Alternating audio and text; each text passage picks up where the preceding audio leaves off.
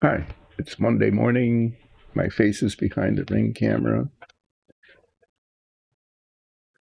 Let's do some relaxing. This is not going to be relaxing, but let's do some painting with Dice and Dungeons. It's Monday morning at about 10, so why not?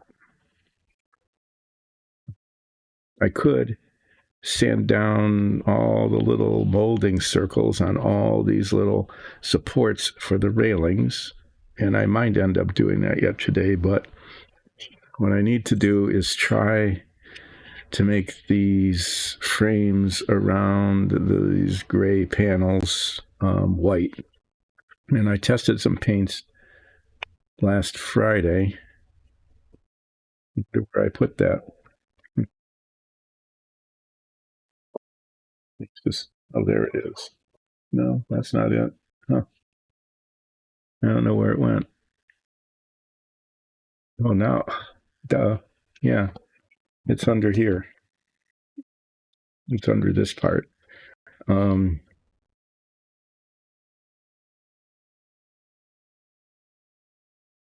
so this is the elevator door, and I was going to paint this, but then I checked with people who know about Star Trek, and the elevator doors are actually red. I looked at it; doesn't show up on the box top, so I couldn't see it. Well, yeah, they don't show up on the box top, so they did some research, and they're actually red. Okay, which is the same color as the railings. And it turns out also that this ridge here, this edge of the panel, is red, and that means I really can't get away with. I can't get away with what I was planning to get away with, which was to paint it the same color as the panel itself, which was kind of a dark metallic. So that's going to be more work. This model, I thought would just be really quick and, you know, throw some paint on it, maybe some stickers, but they turned out to be decals, which is just a little bit harder, not much. I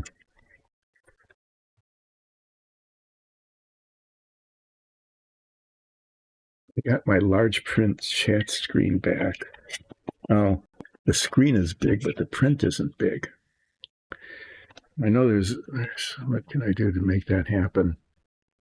Control. Yeah, that's it. Yeah, now it's big print. I can read. Yeah, I can read that without my glasses. That's pretty good. So these messy lines around frames have to be nice, clean lines around the frames. So I'm going to paint them white. And some of the white paint is going to get on the white, and I hope it doesn't show. And some of the white paint is going to get on the gray, and then I'll paint it gray. And then some of that gray that I paint on the white will get back on the white, and I'll have to put white back on. And I'm not sure how many iterations I'll have to do before it finally looks okay. Probably a lot. But I'm going to start with that. I'm going to get my selection of really fine point brushes here and decide which one of them I'm going to use.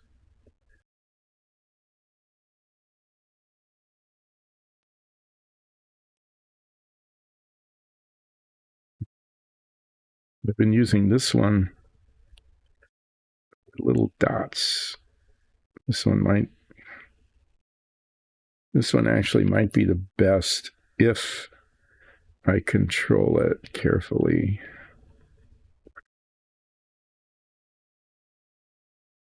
Let's see. So I'm going to start with this one. We'll see how it goes. And since this is a model I don't really care much about, I mean, it's a cool model and all. Why not? It's the Star Trek command deck from the original series. If it gets messed up, it gets messed up, and maybe I'll just leave it messed up, or maybe I'll just toss it in the trash if it looks really bad, and I don't want to be associated with it.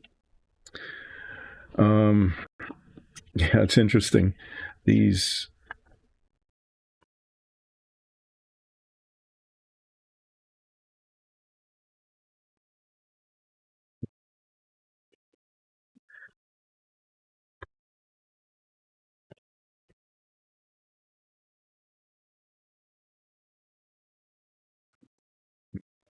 how long I can go on without doing something. I guess at some point I just need to do something, don't I?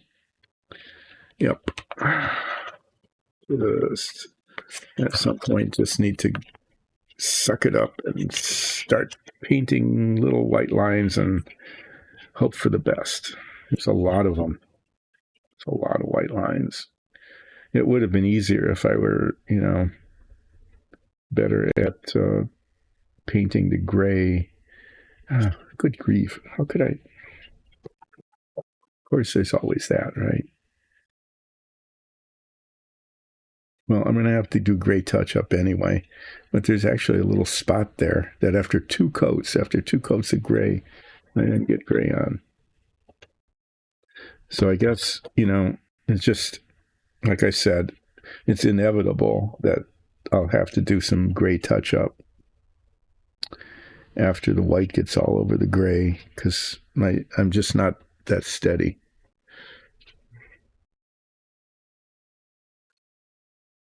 When I tested this white paint almost covers the gray. It requires two coats, and not everything will have to be two coated, I don't think, but just parts, where the gray is going to show through.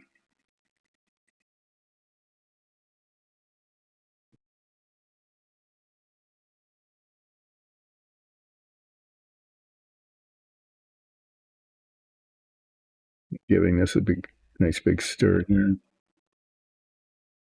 I have to thank Alexis for putting my chat screen back up.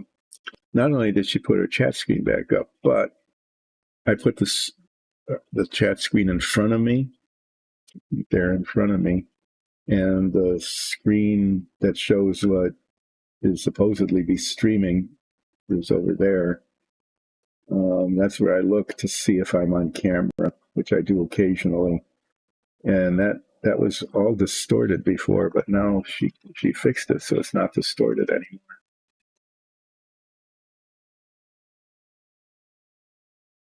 I have to thank her for that. It looks pretty good.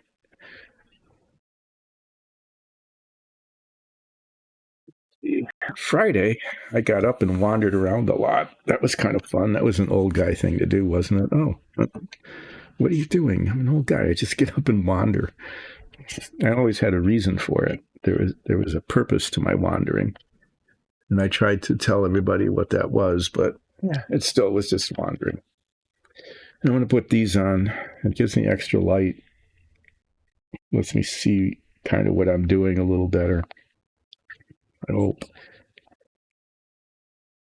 See how this goes. I mean, it has to get going. It has to. This is very thick. I hope it late. I don't know. I really don't know how this is going to go. So let's find out, huh?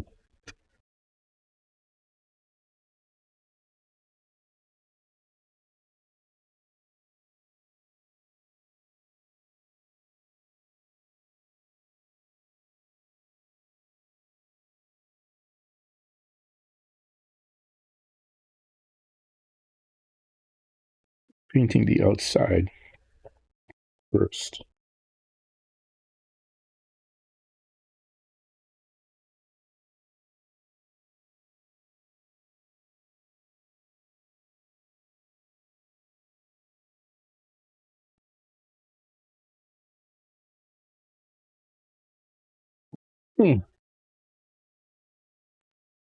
Yeah, that wasn't good. What happened was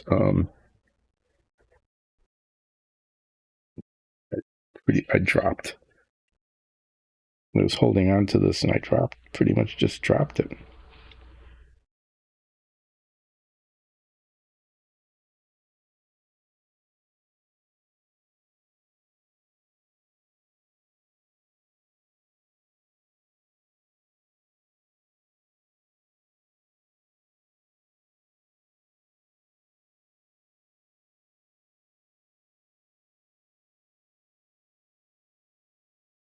There.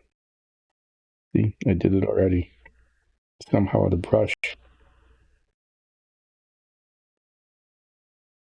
somehow I was actually able to hit Get the brush right up there. I don't know how I did that, but I did.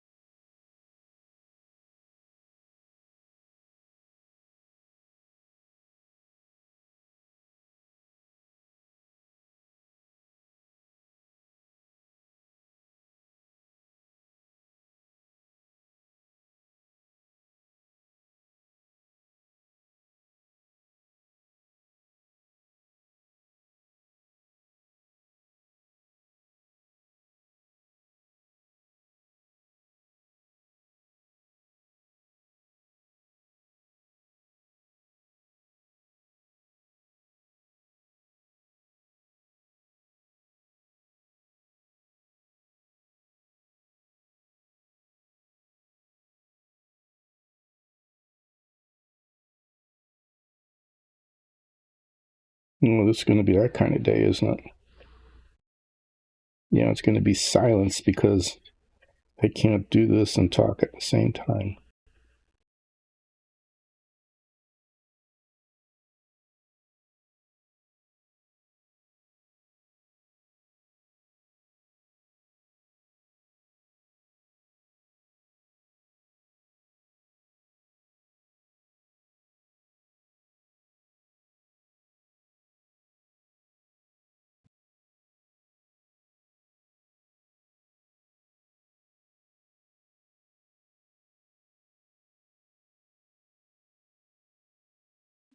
I have to say, this isn't going terribly well.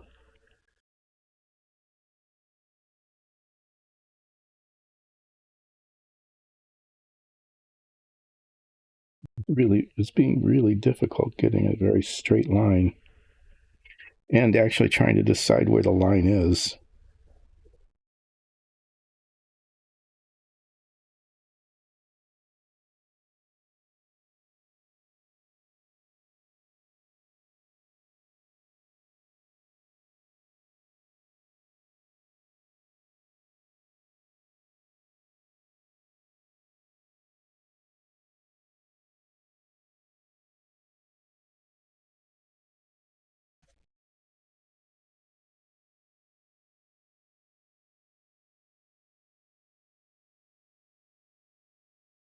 What's happening here is that the paint is pretty viscous, and so it's gumming up on the tip of the brush.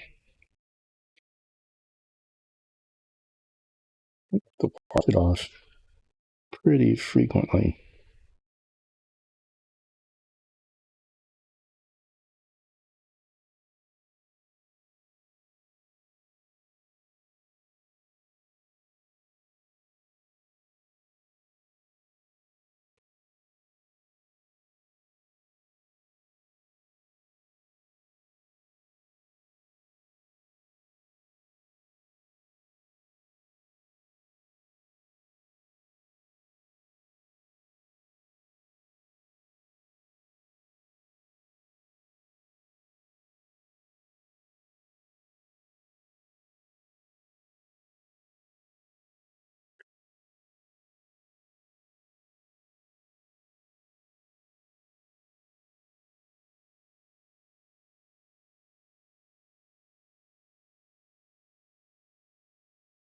Be able to get this to the point.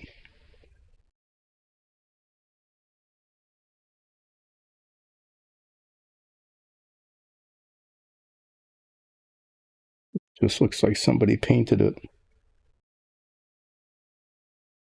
by hand and did an okay job.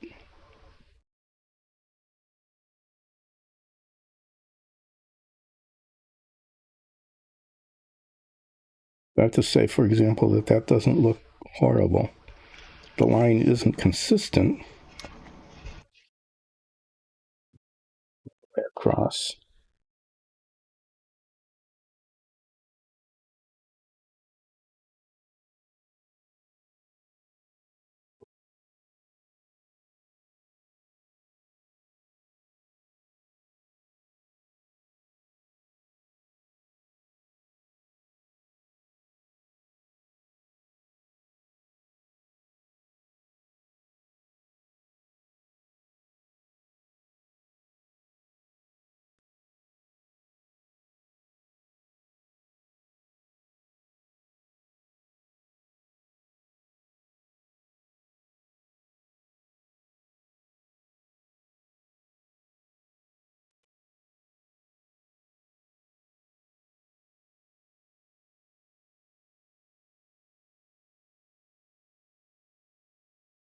But it is beginning to look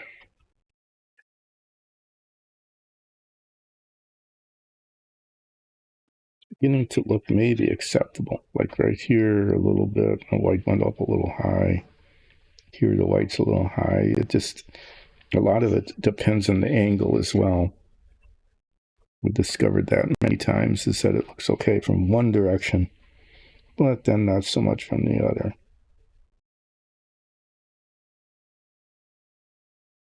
So it looks like it's okay here, but then it's not.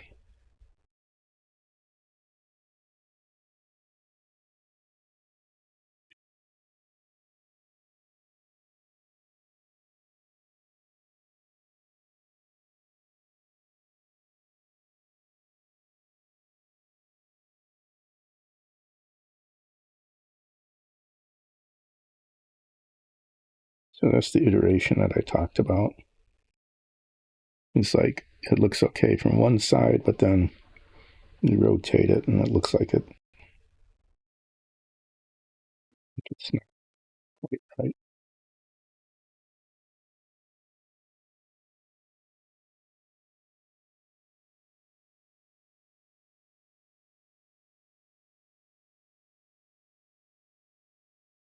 The paint does cover pretty well, though.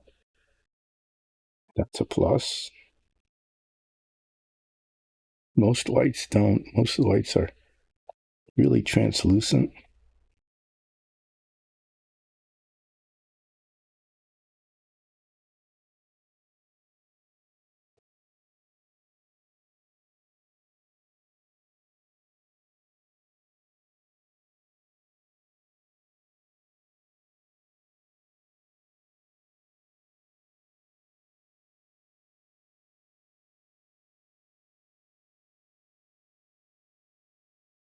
It's going to require some touching up in places, but it's in general not terrible.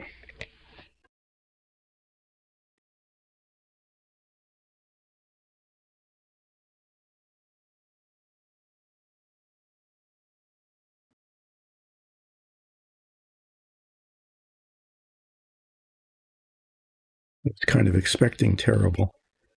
There's a lot of it, though. There's a lot of white lines.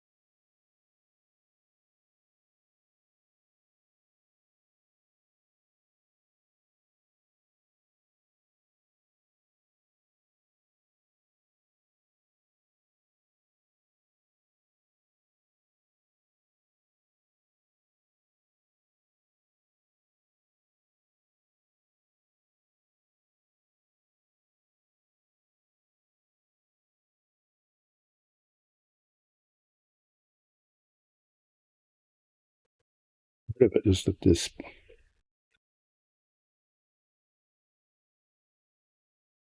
pieces are awkward.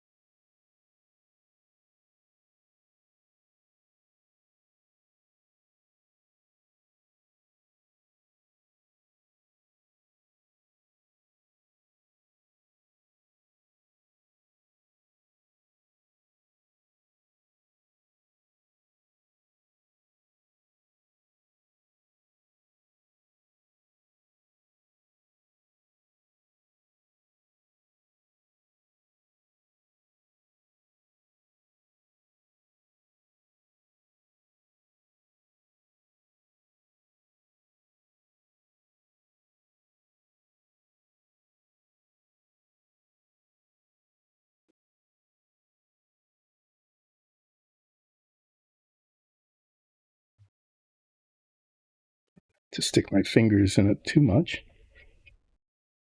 Sticking my fingers in it at all is too much, but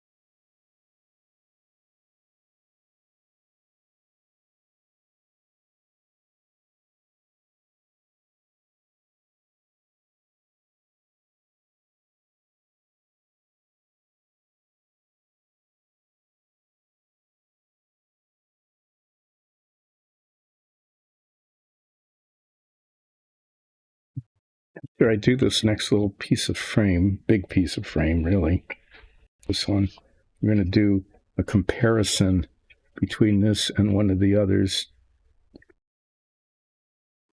Let's see if I succeeded in making it look better.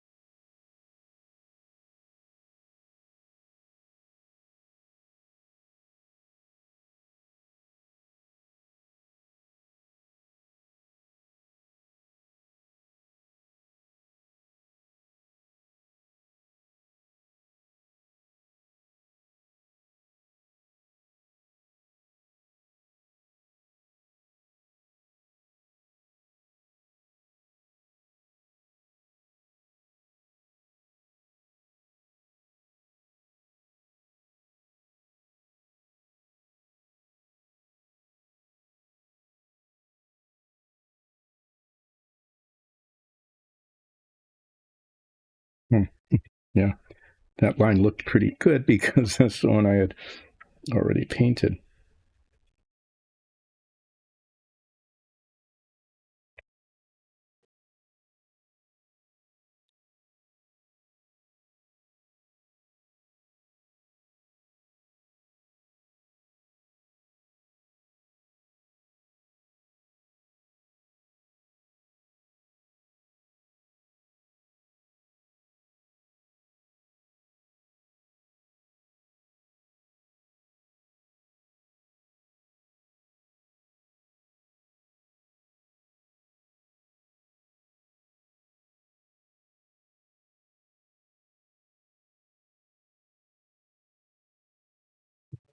Bottoms here actually a little bit difficult because they're not defined very well.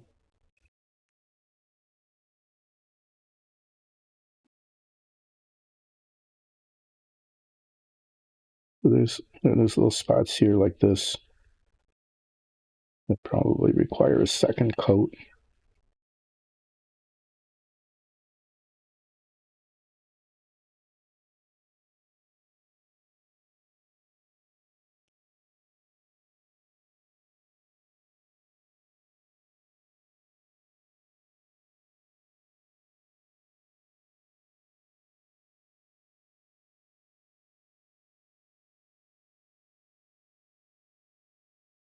Okay, well, there's one that's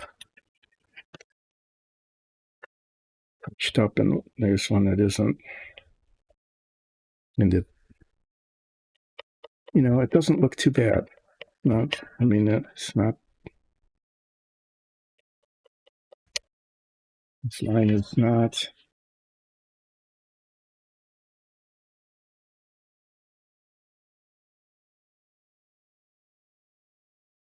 To be further, needs to be. This line, tiniest little bit further into the gray.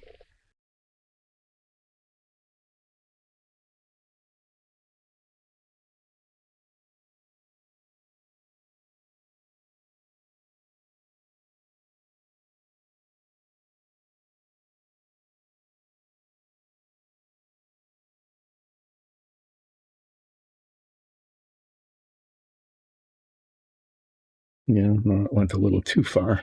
Of course, that happens.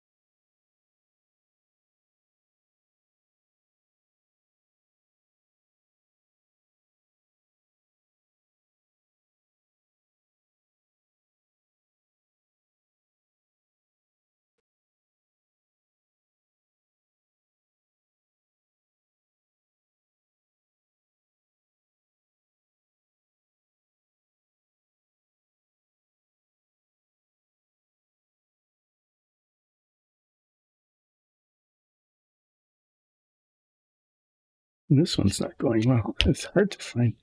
It's hard to see the line where the line should be here. So it's not even.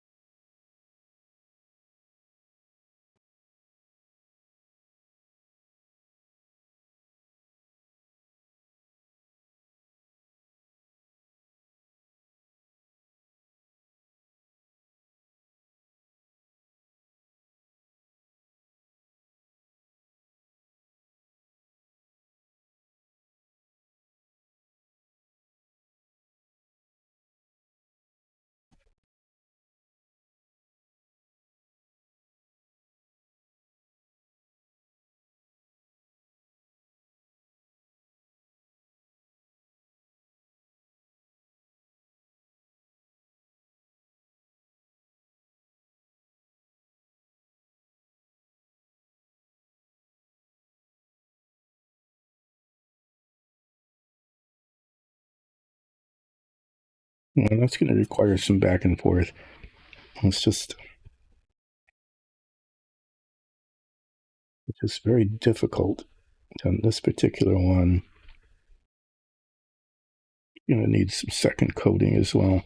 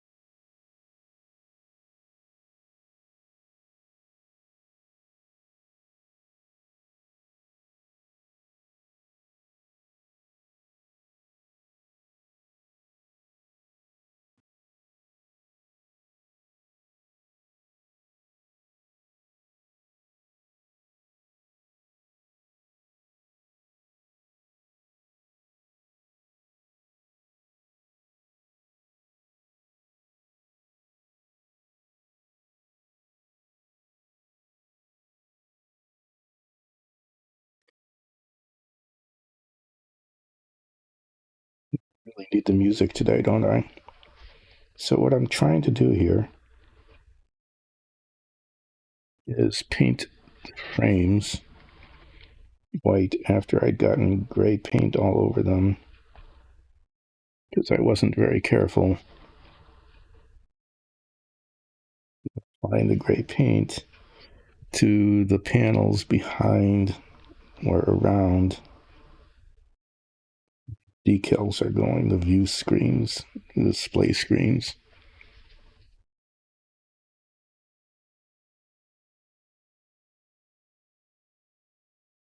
So just a lot painting tiny white lines. Be as precise as I can so that I don't have to paint a lot of gray paint coming back in the other direction.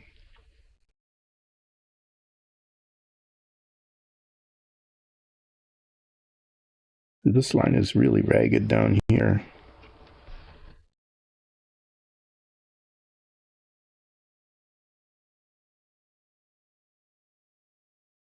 It's going to take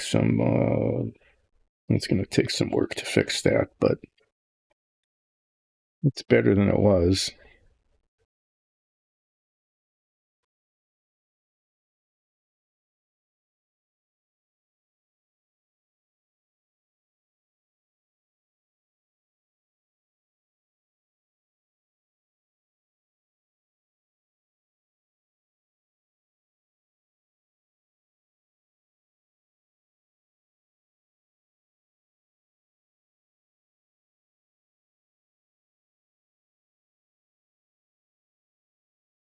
It's just really hard to tell where the line should be.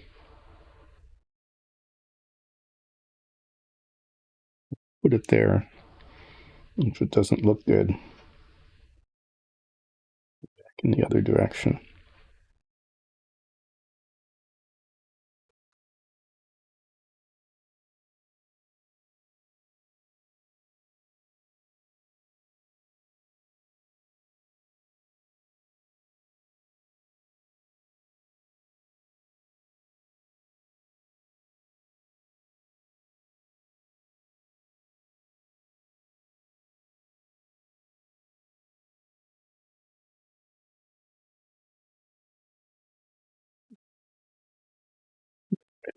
Too far, a little too wide.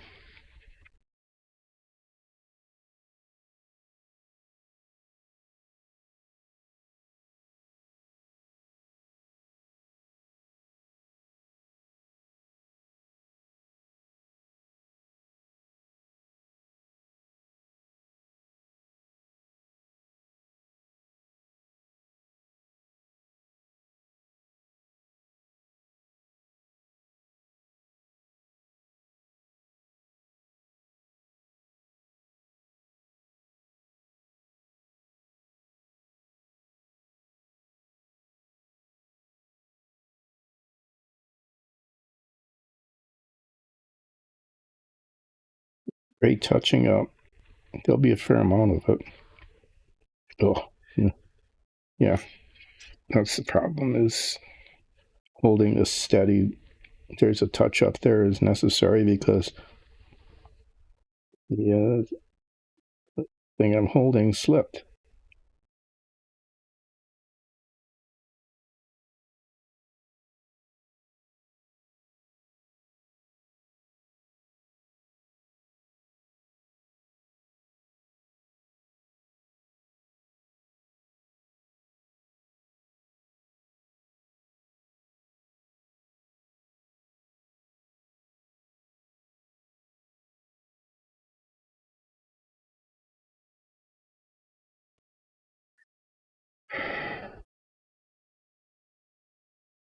Looks better without the magnifier.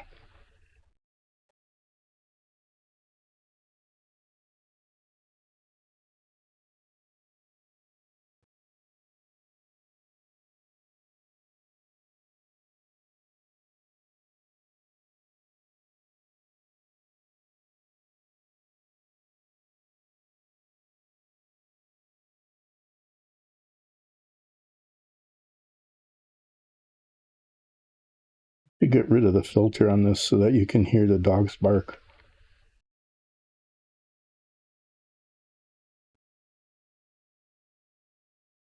Dogs is, let's say, extremely territorial, but protective. Really, really loves to watch out the window and bark at anybody or anything that goes by.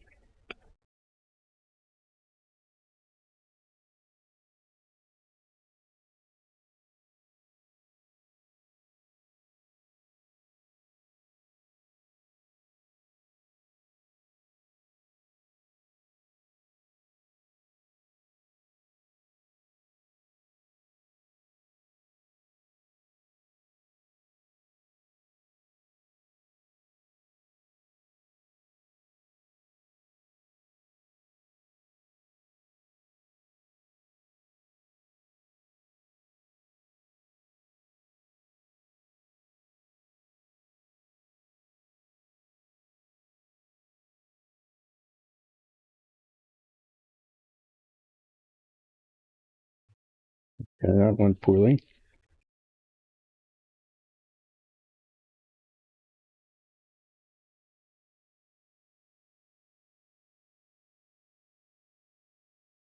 Bottom line is really not good.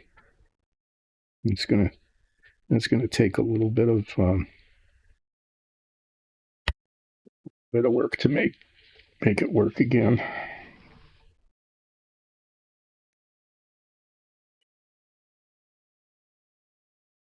Almost time for some fresh paint, I think. It's getting to be slightly unusable.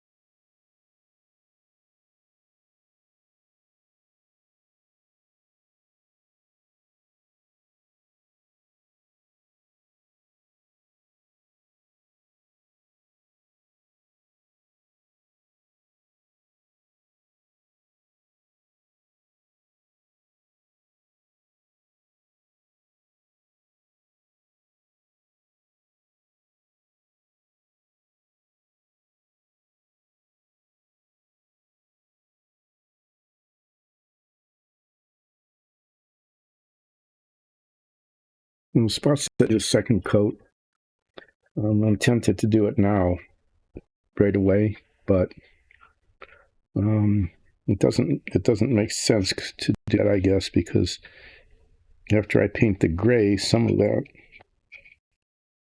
will go too far.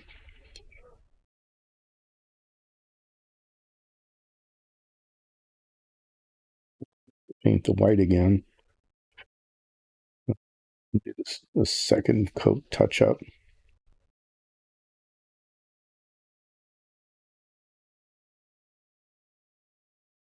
Hmm.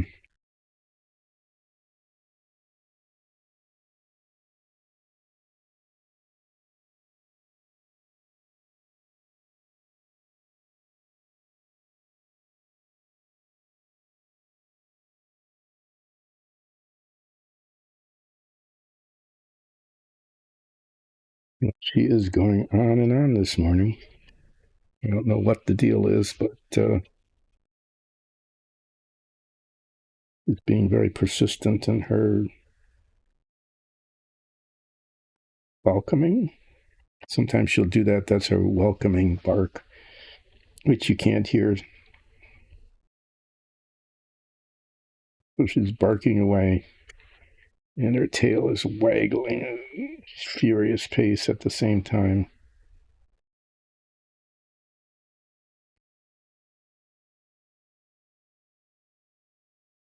The other thing she'll do is she'll fill her mouth with food while she's barking. It's so weird. Yeah, well, that paint is really not good anymore.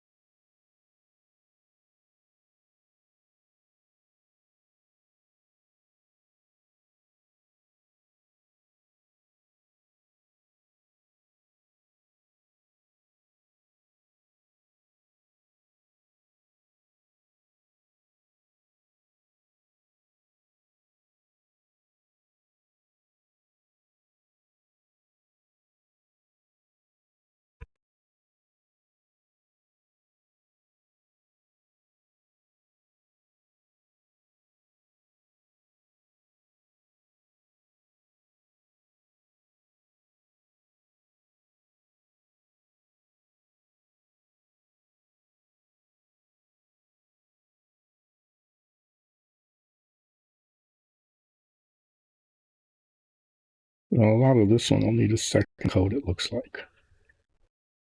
What's going on there?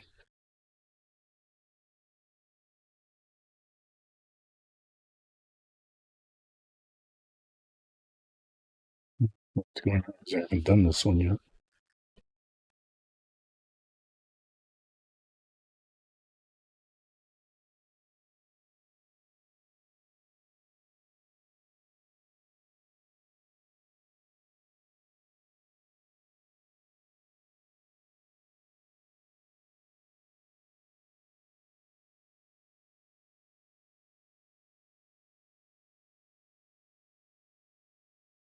Yeah, I just missed the line altogether. Okay, well, other than that misjudgment, and that's what it was, is I misjudged where the line was. That one's.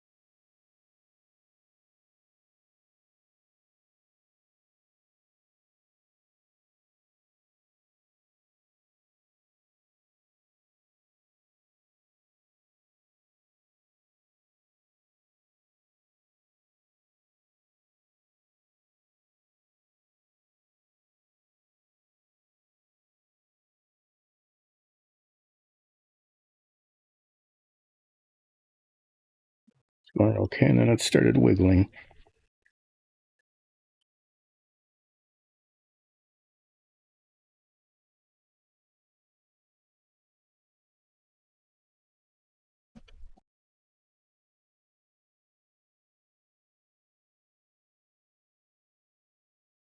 That line just went poorly. It's not. It's like one of the most visible ones too. How many times I'll have to go back and forth on that?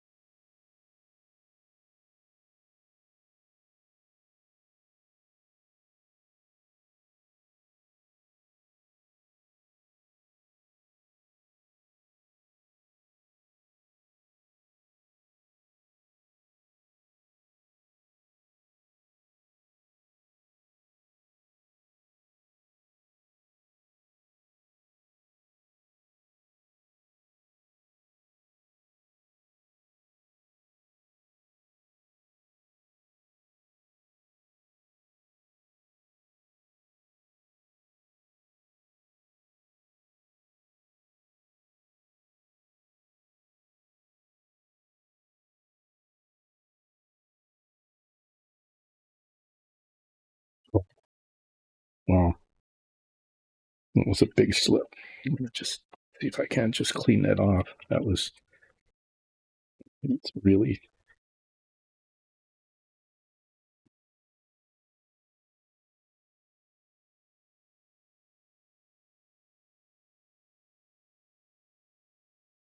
Start that line over.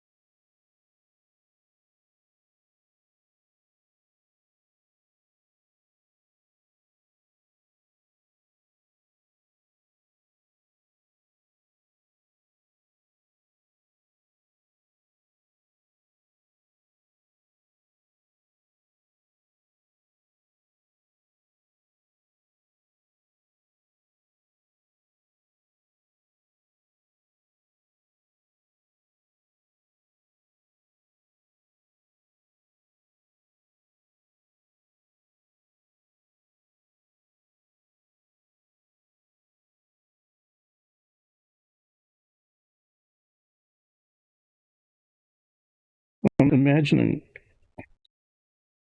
that there are other ways of doing this.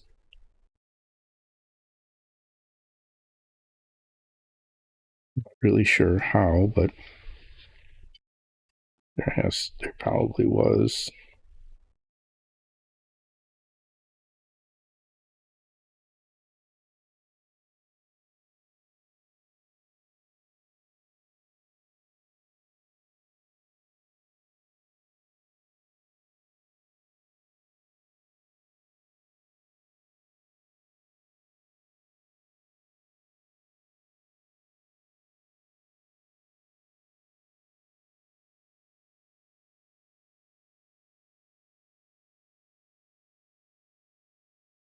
Once I made the decision, to go with the way I went,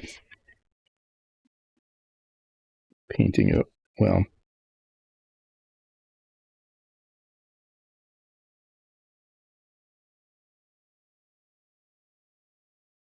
Need to slow down a little bit here.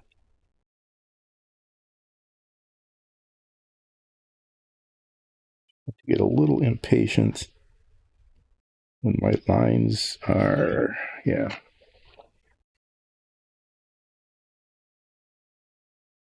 Okay. I'm going to just, after I clean this off, I need to take a second. Hi, Aman. I haven't seen you in a while. How you doing? I am working, continuing to plug away at the Star Trek command deck, command bridge. Terrific, really terrific box top art. Okay. I decided to do this because I thought, well, it's not a model that I'm really invested in emotionally, like some of the others where I was doing nostalgia stuff. Oh no.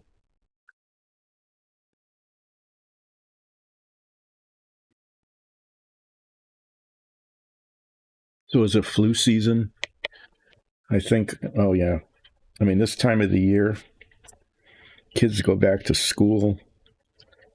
We used to say that at when kids went back to school, they spent the entire summer accumulating viruses.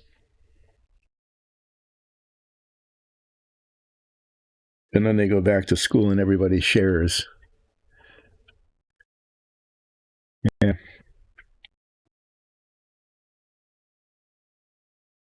And so, like, the first 3 weeks of every school year, everybody is sick.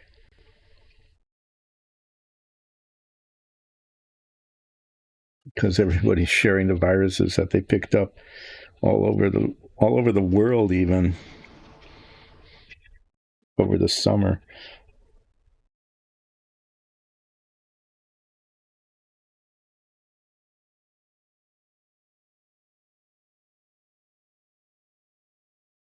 So have you had any sessions? Have you had any game sessions since the last time we chatted? Because it's been a while since you've been on. A couple of weeks.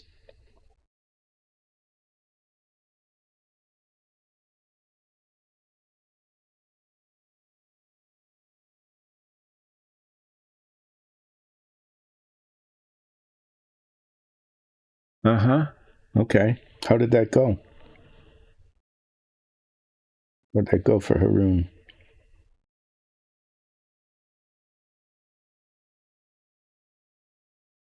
One thing I have to ask about is I know that one of your players was switching characters.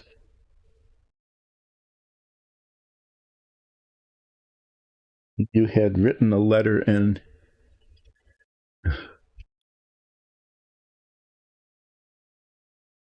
uh-huh.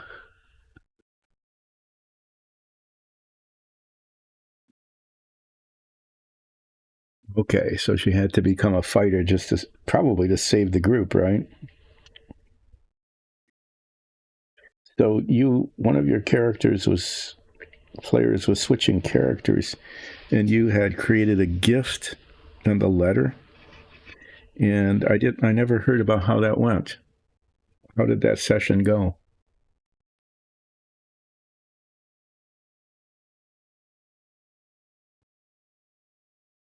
So she was okay,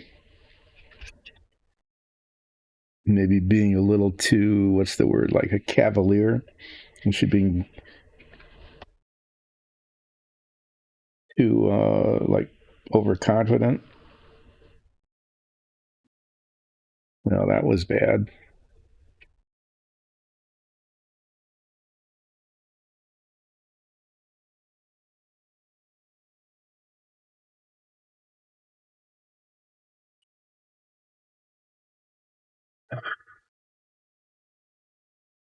Oh no. So the party got split. That's always a scary thing when that happens.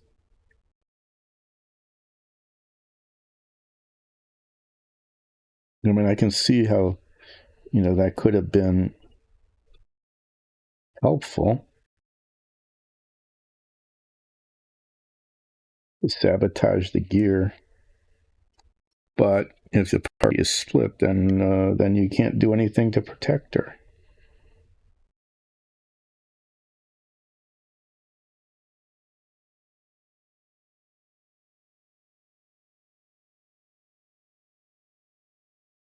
So was she almost killed?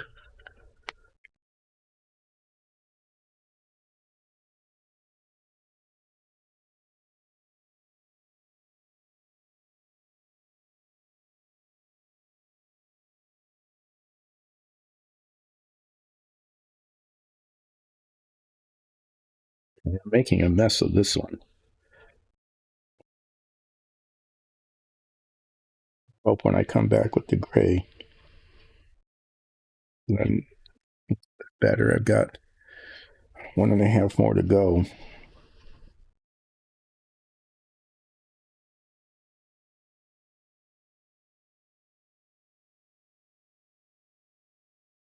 Hi, Gifted Gabby. I'm doing well. Thanks for joining in.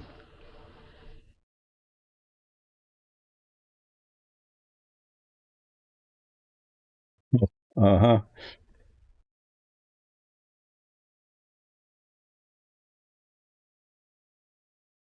Thank you all for coming back. I know last week I was running a shortened schedule. I was starting at 11 because I had some woodworking to do, actually. And I finished that on Saturday night. Late Saturday, that's how I spent the waning parts of Saturday evening is finishing my wood finishing wood finishing task, sorry.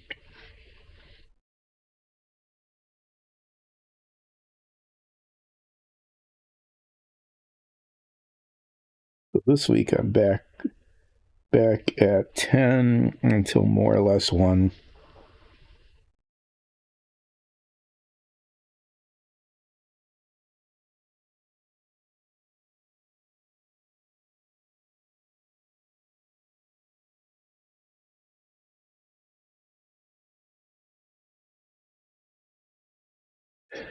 So these are the like display panels for the Star Trek command bridge, and I got the background painted white here and around the frame, but then the frames.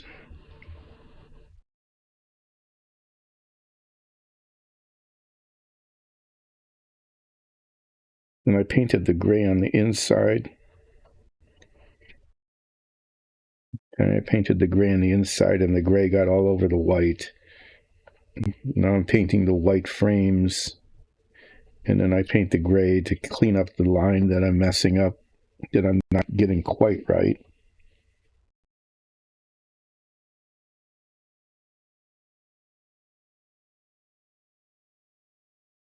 And after I paint the gray back again, you know, to touch up the edges where it's not quite right, then I'll go back with the white and touch up where the gray got messed up, and probably go back and forth like 3 times.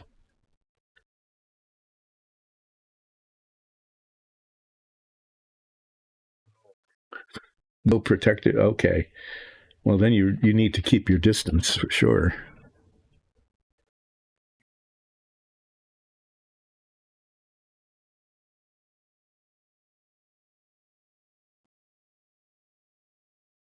Are you accumulating enough points to be able to purchase armor?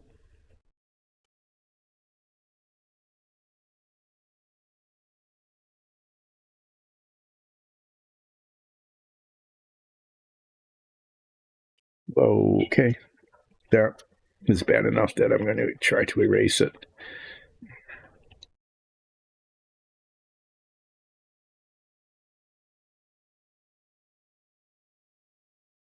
It's the nice thing about these acrylics is if you get them right away, you get them quickly enough, you can clean it up. Not needed cleaning. That was very bad.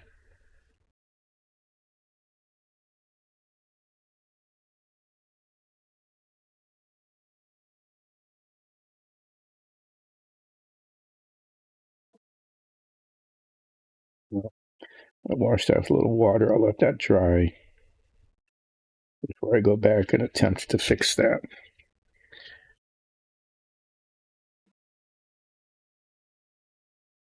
I am painting the frames of the display panels of the command bridge of the Enterprise from the original series.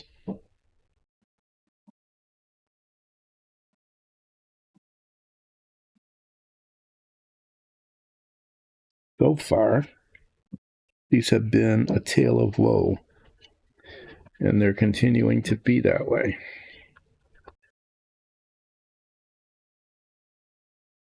So I tried a shortcut.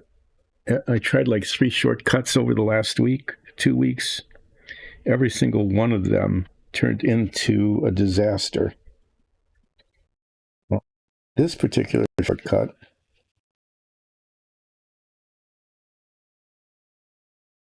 I attempted to do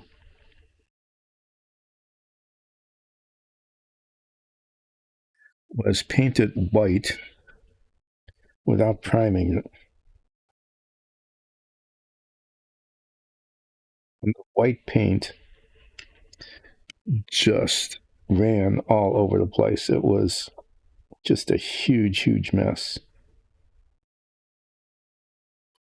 So I then had to put 2 coats of primer over the white paint.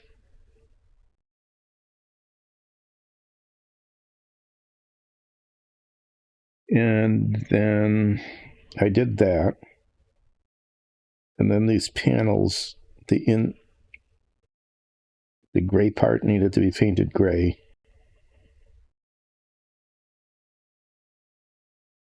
And some of the gray paint got onto the white frame, which is what I'm repainting now.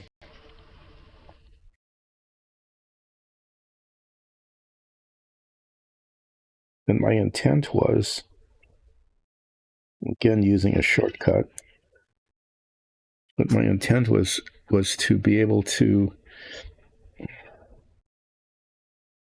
since the underlying plastic is kind of white, my intent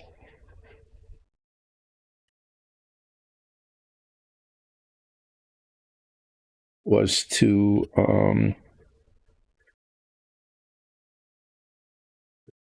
just scrape off the paint. Scrape off the paint on the frame and reveal the white underneath. And what happened instead of that working is that the control of the scraping was very poor. Okay, I did okay the first couple, but I'm really making a mess of this now. I need to take a stretch.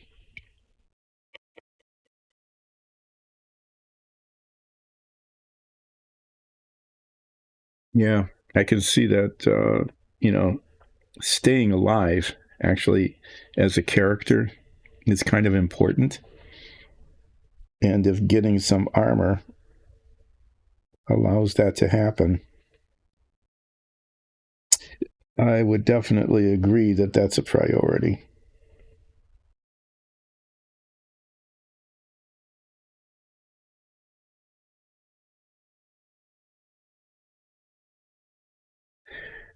So here what I was saying is that I thought that I could just scrape the gray paint off of the frame. I tried a spot, and it was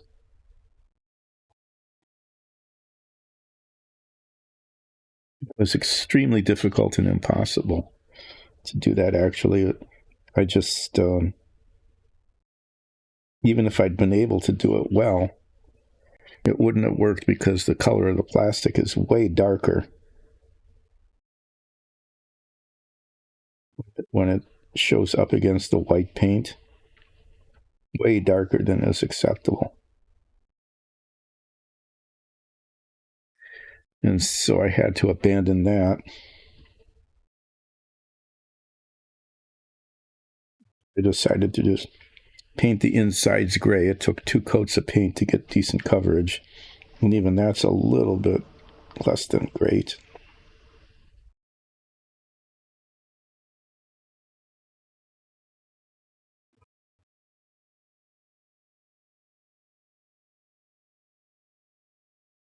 I got the gray paint all over the, doing it again.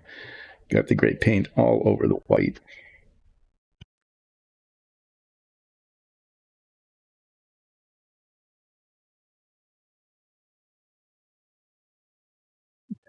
Now I'm getting the white all over the gray.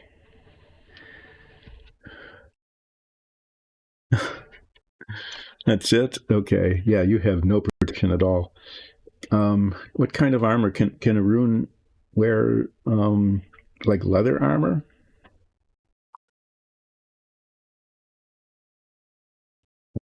Or you're going to go with like quilted cloth to begin with?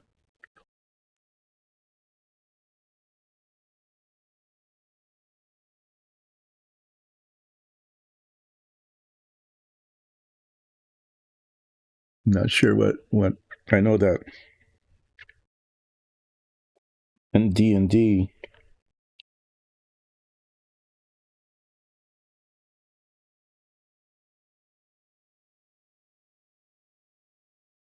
they're depending on what class of character you're playing, there are limits on the kind of armor that can be worn. Like certain characters can't wear mail, much less plate.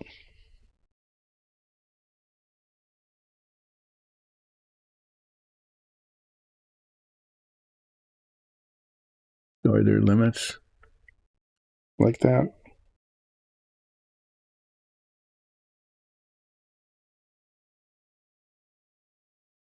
I think the classifications are like light, medium, and heavy. So certain classes can only wear light or maybe medium armor.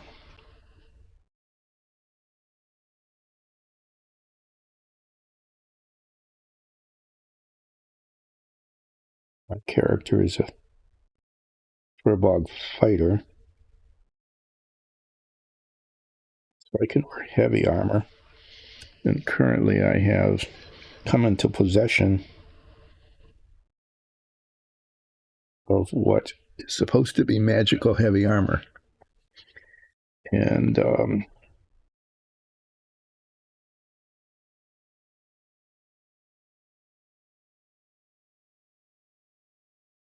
so far the magic parts of it haven't come into play yet.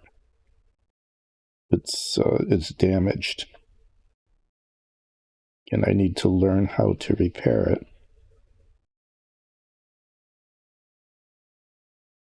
So that's part of a quest that I have not yet gotten. The DM is in some character development for our Tabaxi Bard. So my story is in kind of it's just kind of deferred. Plays out, and it's going to literally play out. Our bard has been challenged to a musical contest in a genre of music that he doesn't know.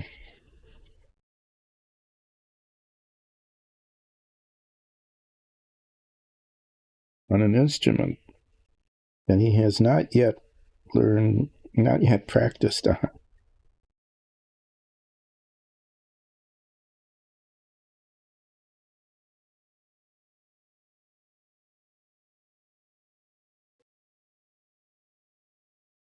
Well, I'm going to get the first coat of these done today, after I'm done with these, which will happen eventually,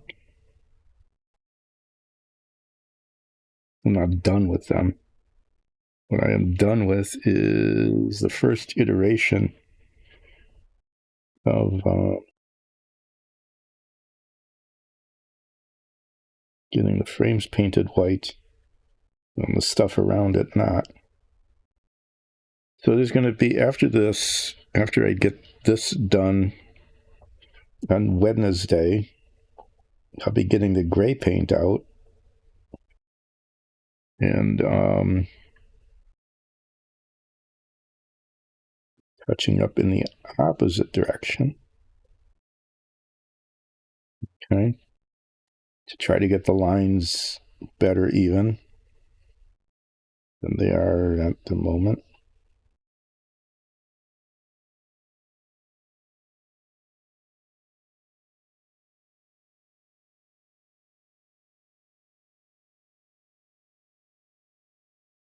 Doing any like second coating kind of thing on the gray paint. And after I'm done with that, then I'll be coming back with the white paint to do second coating of the white where necessary, like around these edges where it's, you know, covering up the gray, but it's not totally covered. And that line was looking just fine. This angle, and not so much from the other angle.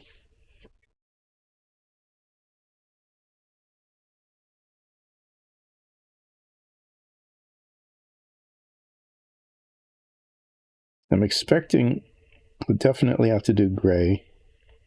And after the gray, I'll definitely have to do some white touching up again.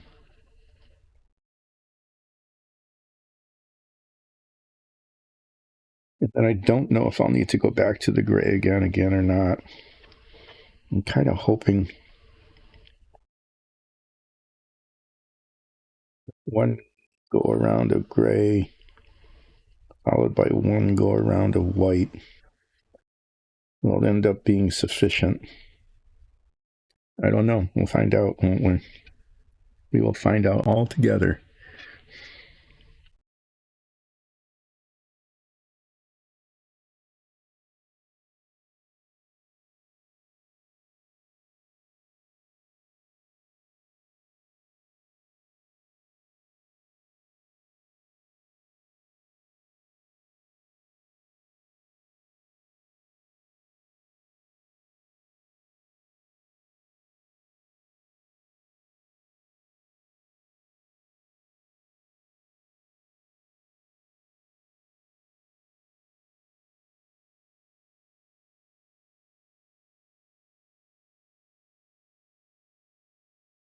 So on other modeling news, the decals for the Lotus Forge showed up.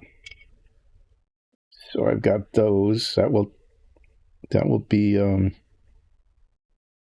interesting challenge. The last set, each of the tiny little advertising decals was a separate decal. They weren't just all one set, you know, that they didn't all come off together. And the instructions that come with this say that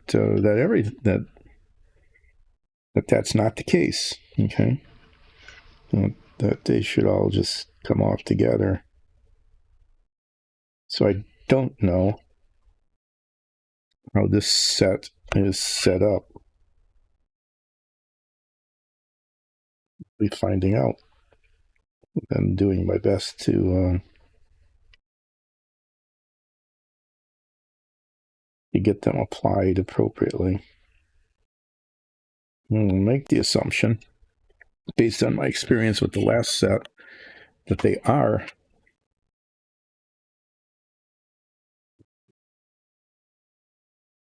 Each individual tiny little decals, and they need to be treated that way.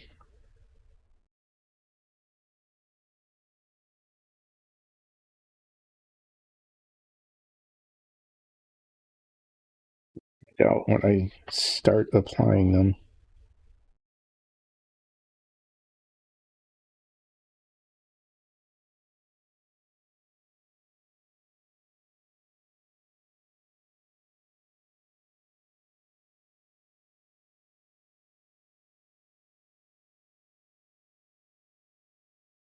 Okay, well, it's going to need a fair amount of gray touch-up, I think. I think I can do that, though, because I can see where the edges are a little better now than we could before. The quality of my painting has deteriorated noticeably over the course of this stream. But my plan was all along that I would need to do some major touching up in both directions, and that's obviously going to be the case.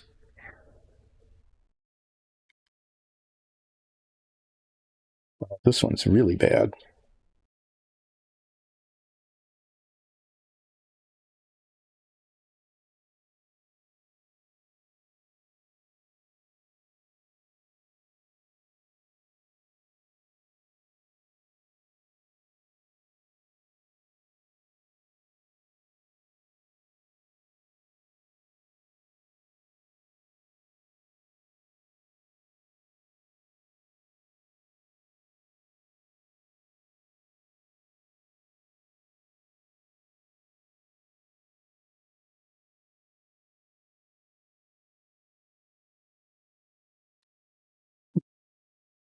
At least I can say after this first go around, they look better than they did before the first go around.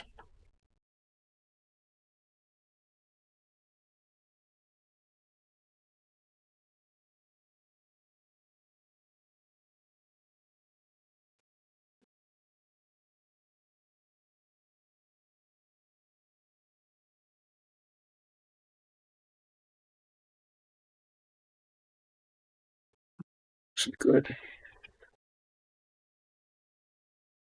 The problem is just having a difficult time seeing where the line is supposed to be. It's really hard to hit the line when it's not clear where the line is.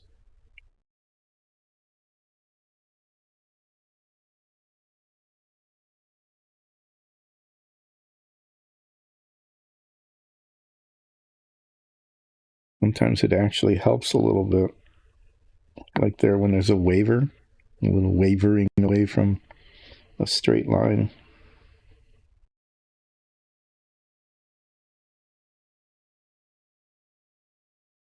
Clearly define the line. Kind of a weird thing, but that's what I'm finding.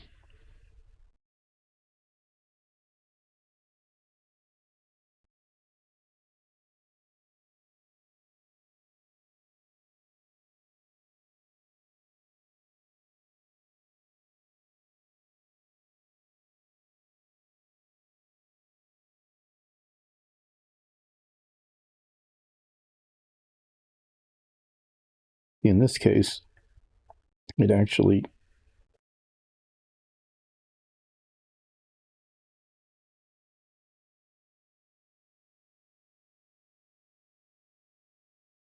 will be a little thicker.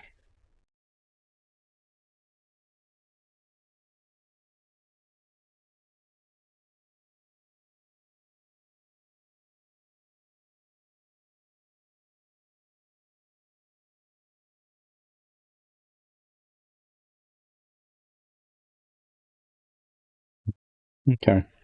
Well, yeah, how it looks when I turn this. So I'm on. I kind of disappeared on me. You were talking about getting some armor.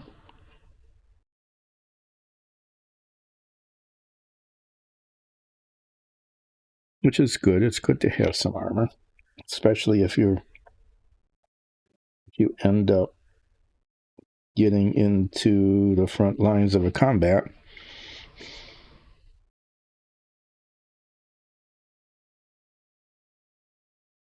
Character with Seth Ralph has been very glad to have armor, being mostly dead a couple of times.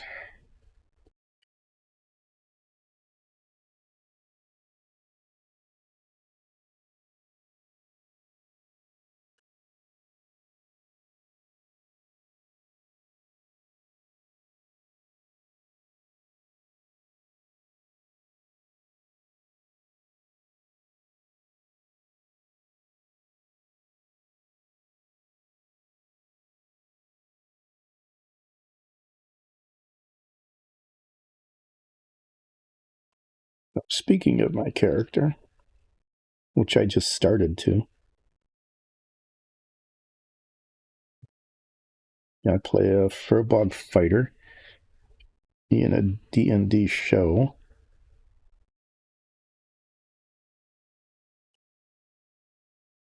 That you can watch on Twitch on Sundays with a live chat, or you can catch old episodes, previously streamed episodes, I guess. Some are old, some aren't that old. None of them are as old as me.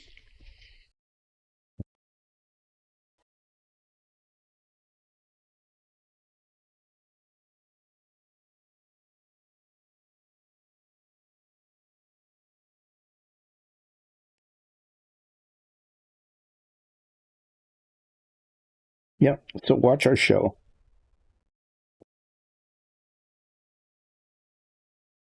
It is really good. Our DM is very creative. She's an excellent voice actor. Brings all of the NPCs to life.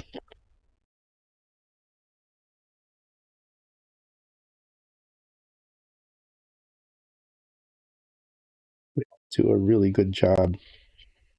It was almost good, except for that little blip. A little blip like that tends to be fairly easy to fix. I shouldn't say that, because then I'll find out that spot will be a terrible thing to fix.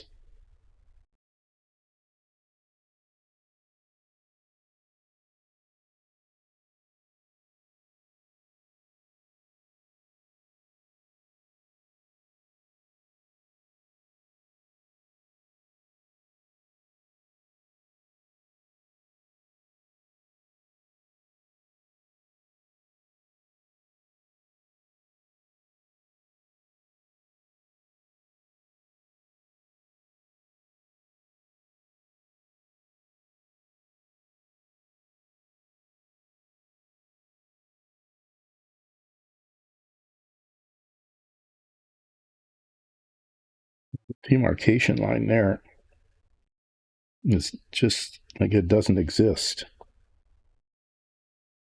It's molded. It's very, very shallow.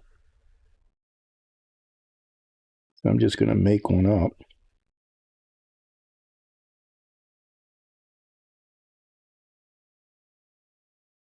Deal with it later.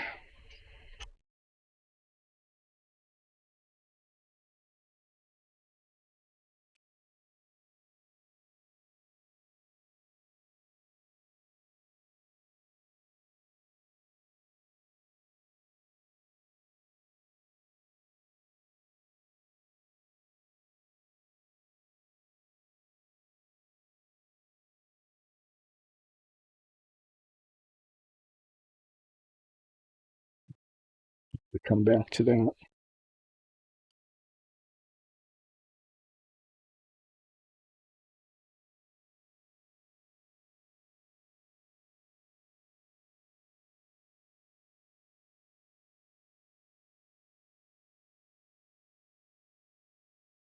You know, this bottom one, it's really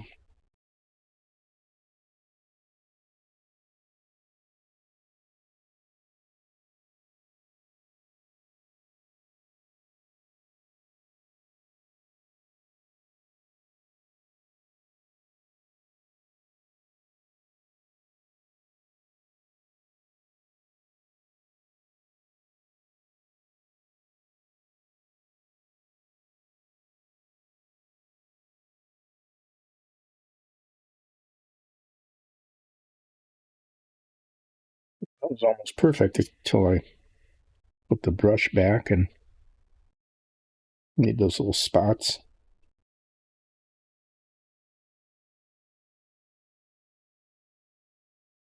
I think I've mentioned like 1,000 times that most of my oopses, where something just is a mess,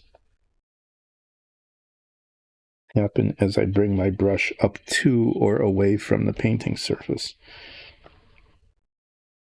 In that case, it was bringing it back to the painting surface after getting the line just about perfect, using that as an opportunity to screw it up.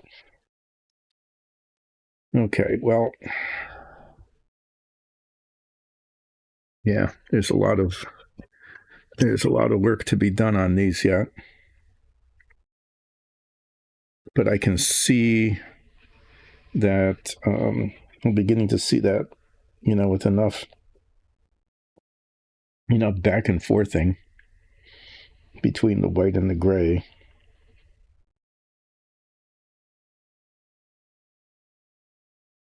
with ever more precision, that they will eventually look at a distance, because it's pretty clear that there's just brush strokes all over it. It's very coarse. It's not like you would get with a spray paint. But at the 18 inches under indirect lighting rule that I've tried to apply,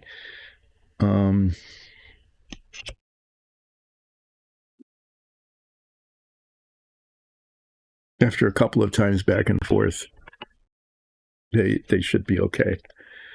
But it's going to take some work yet. I'm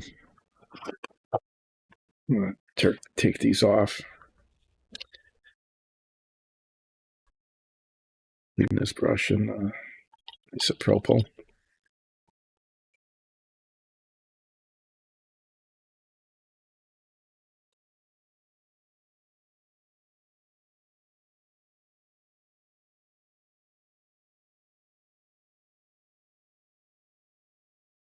Is it not coming clean?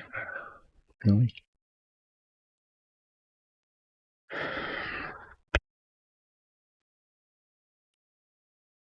Well, they look better than they did, but they don't look great. Not yet. They're not going to ever look great. They're going to look adequate. And at some point, they will look adequate.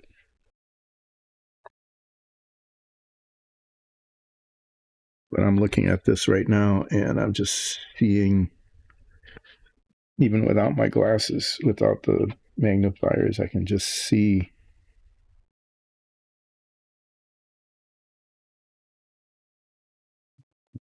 to be a little more white.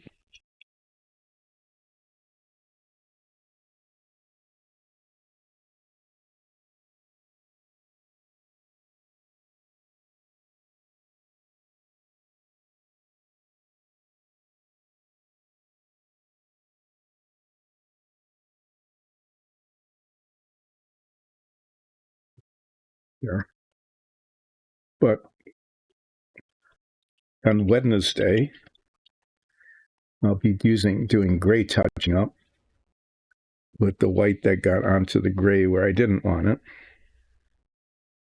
And then I'm really hopeful I don't get very much gray onto the white. I'm going to try to really work hard at being very, very precise. I will be doing a little more white touching up, regardless, because there's some spots that need second coating, where the paint just isn't covering well enough. I lose my little plastic tube. I thought I set it down someplace safe, but I didn't. Really, there it is. little tube that goes on the covers the bristles of the brush so they don't get too messed up. Of course, what I found, like with anything else, the thing that's supposed to protect it is the thing that makes a problem. So I try to put that tube on, and then instead of getting it over the bristle, I get it into the bristle, and then it just makes it. I ruined a brush like that. Tried to protect it with a protector thing. That was totally incoherent. That was pretty bad. So I'm going to keep this brush out because that's my touching up brush. This is the gray paint I'll be using Wednesday. And what I'm going to be doing, I'll just put that on there, is continuing to prep on these. I'm going to get these railings done. Okay, those are the next things I'm going to get done. I'm going to sand those down and make sure that they're ready to paint. And then these are going to get primed white. And then the railings and the elevator door are going to get painted red. Red paint will come into play later, but I'll be brushing it on, not spraying it on.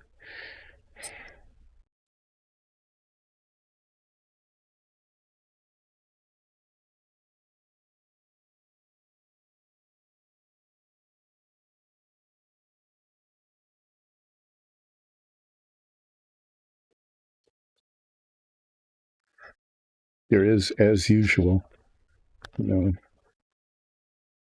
excess plastic runs over the edges of these things. And that needs to be all sanded off, because otherwise it shows up in a very significant way when it's painted. I need to sand the edges on these to get that little flashing off, and to make sure that where I detach the sprue, that's smooth.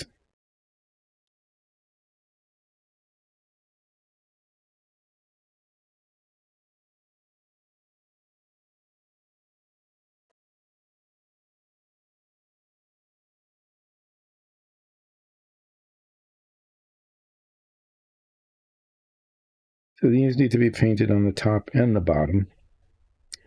So I'll prime the bottom, flip them over, prime the top, flip them over, spray the bottom, flip them over, paint the top. So it's going to take 4 applications of paint, which I expect to do between now and Wednesday.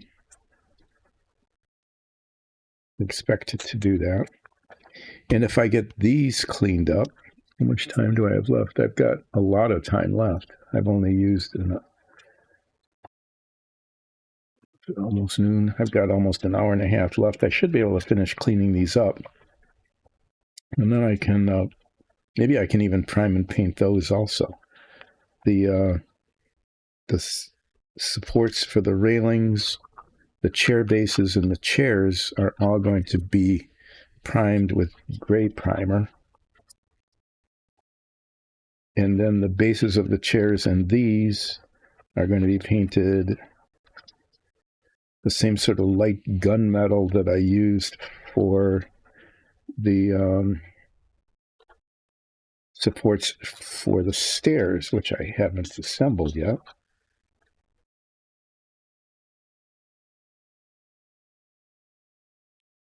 So if,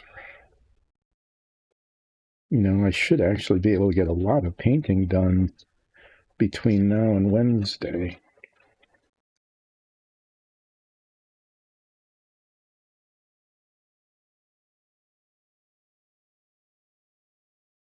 And then maybe I can,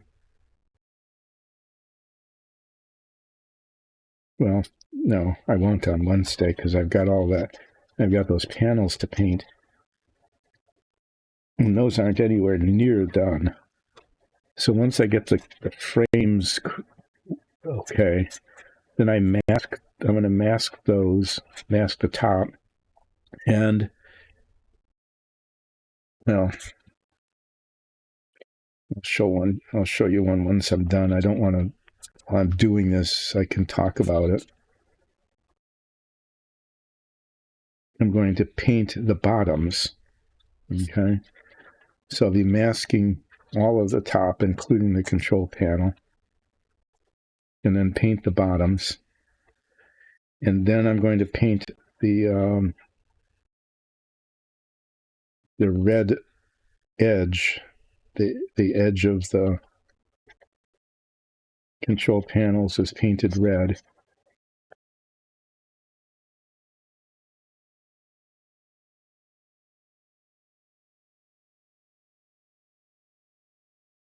And then I'll mask that and paint the control panel itself dark gunmetal, which is the same color that I painted the navigation panel on the captain's chair area.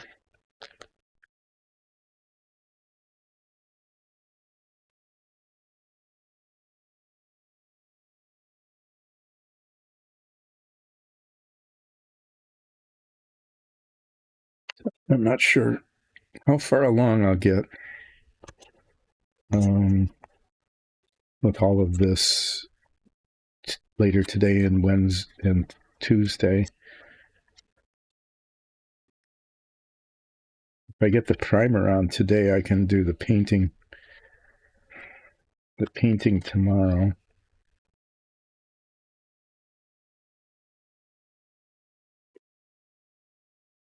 Yeah, I'm going to try. I'm going to do my best to try to get these as much spray painting as I can get done over the next 2 days. I've got another, the woodworking project I was talking about represents only 25% of what yet needs, of the whole thing that needs to be done.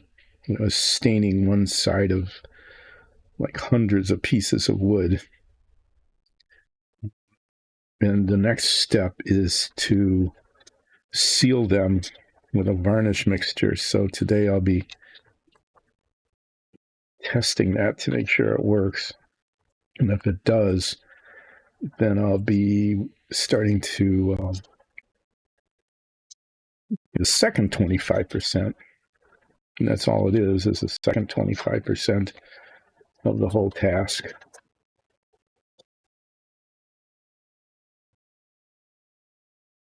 And if that works, and it'll take longer, because I had this first step, I could do 2 batches a day. The second step doesn't dry as quickly. I'll only do 1 batch a day, so it's going to take me probably 2.5 weeks to get that done. And then it probably take like another month to get the rest done. But I won't have to, since I can only do it once a day, I can do it after the stream, let it dry for 24 hours and then do it again. So it'll be, instead of doing a batch in the morning and a batch at night, which I did just to get it done, I can't rush this next bit. So I'll only be able to do 1 batch a day with a 24-hour drying period. So I'll be doing them in the afternoons.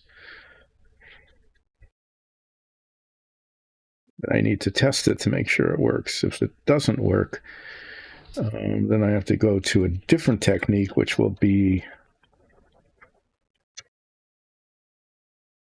it'll just take longer and be more work. So I hope I don't run into the same issue with shortcutting that I did with this model. That is to say that, trying to do something that it isn't really a shortcut. Okay. It's just that it's the kind of thing that if it works, it will minimize errors.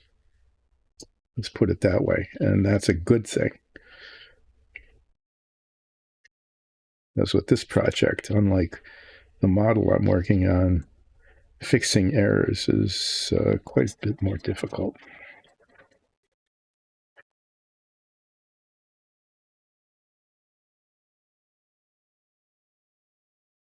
Oh yeah, I need to go around and do all of these ends. That's where the excess plastic really shows on the ends. And the first time I sanded these, I didn't get them done. I have to go back to the other two that I thought were finished that aren't.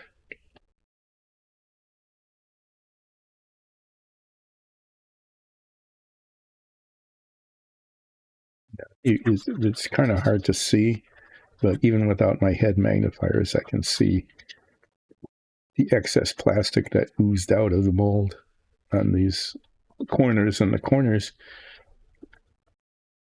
are highly visible parts of the model.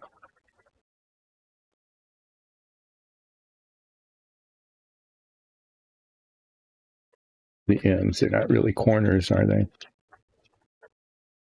They're ends. You can see the ends easily in the model when it's put together.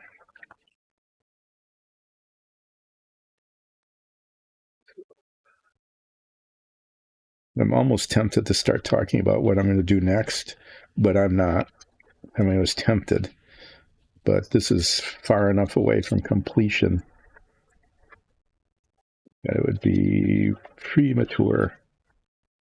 It's at least 3 weeks, I think, yeah, before this is done.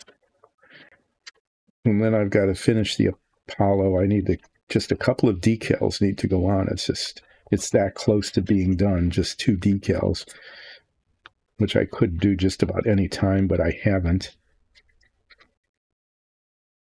And then I need to find a different set of boxes so that I can fit it all into one box. I need to get a tall box, vertically tall, for the housing, the lunar module housing section, which came together okay, and the escape tower, which is the first thing I did on the model. But it's tall enough, but it's not big enough to hold the boxes of all of the other components, because each of them has their own little box. I really wanted them to fit, but they're not. And that box nicely fits on the bottom shelf over there, so that it's out of the way when I box it up.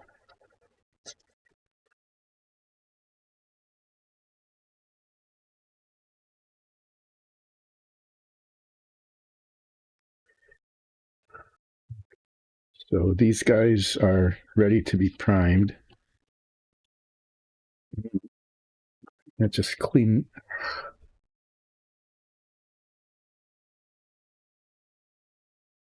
them up later. They need their own piece of cardboard because they're primed white. These are the only parts that are primed white. These parts are primed gray.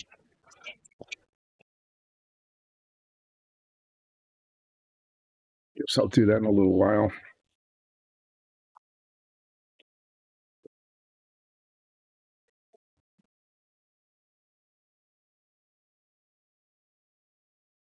It could be a good thing for the gray priming thing. I'm going to take this off. This is just going to go somewhere else when it's painted red. Okay. Because this will be painted red at the same time. These railing bits are painted red. I'm going to just set them all up there. It all needs to be kind of washed off anyway. And then this is going to be, this was my test patch to see what would work for the frames. And the metallic frames were kind of tempting, but it didn't cover that well. It's just looking better with the white anyway, and the white covers with 2 coats. So all of these bits are going to go on here. Hopefully I'll get to that yet today. wipe them down with a little isopropyl alcohol, and yeah, I'm just these have these circles on them on one side, not on the other. I mean, just one side. Then they need to be sanded off. I'm going to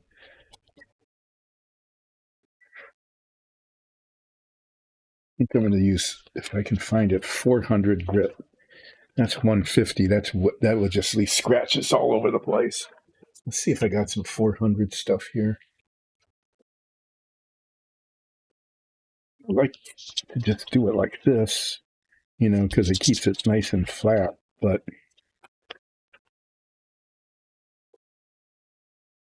use 400. These are one. Let's be. It's 2,000. Wow. Okay.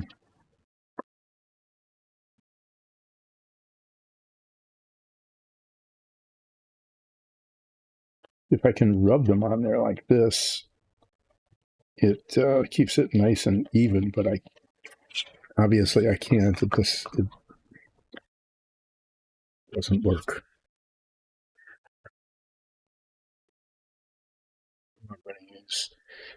I'm going to try the standing block, and if that doesn't work, then I'm just going to do it freehand.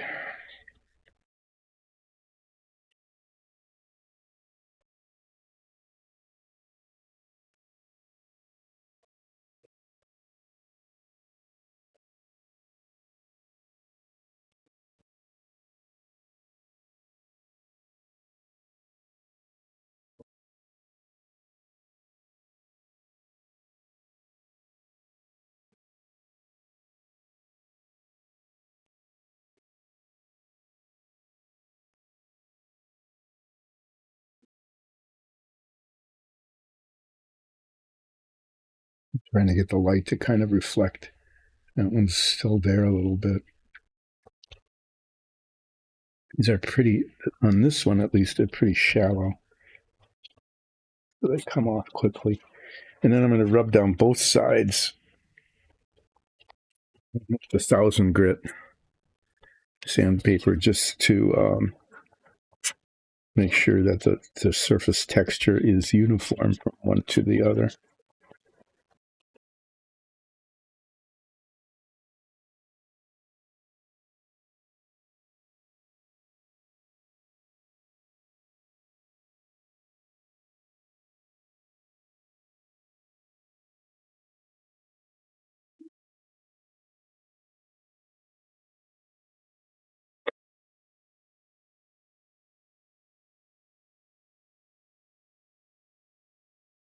So there's one right there on the tip. There's one right here on this edge, and then there's one down there. And the harder they are to see,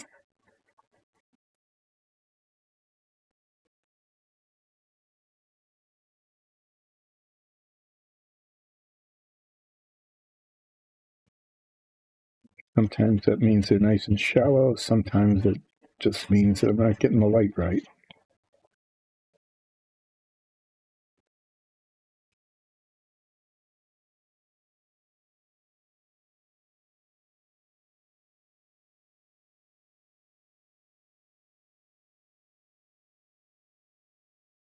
Probably should put my head magnifier on. I might just do that before I do the final polishing. So I might put the head magnifier on just to see if I really did get rid of them.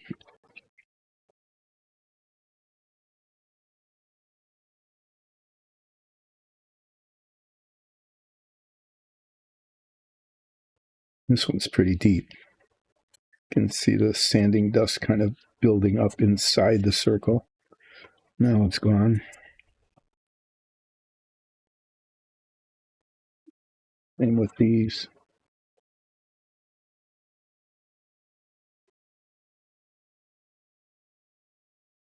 At least this plastic, the plastic is soft, and so The upside of that is that it sands out quickly. The downside is that it's possible to just really mess it up by over sanding it.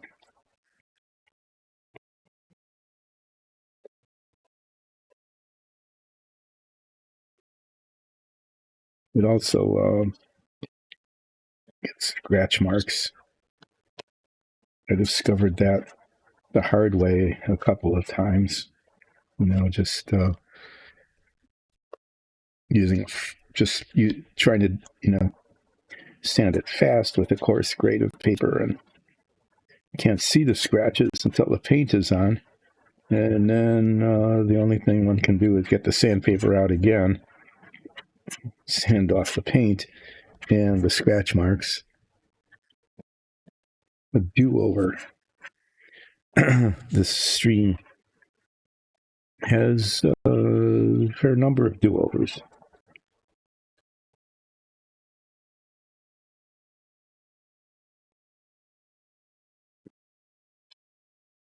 Where something went badly enough that it requires taking the paint off, or sometimes luckily just repriming over the paint, but sometimes just taking the paint off and starting over at the bare plastic. That has happened with all the models at one point or another.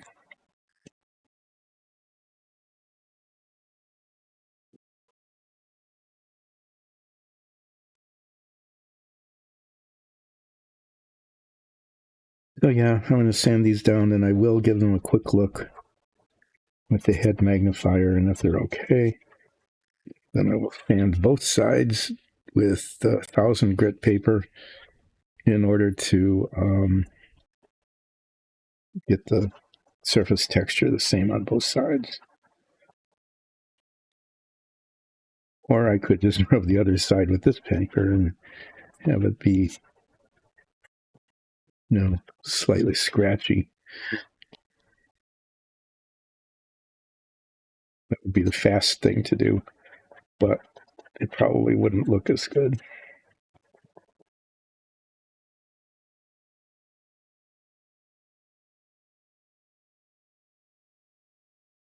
So you got to watch painting tiny little white lines.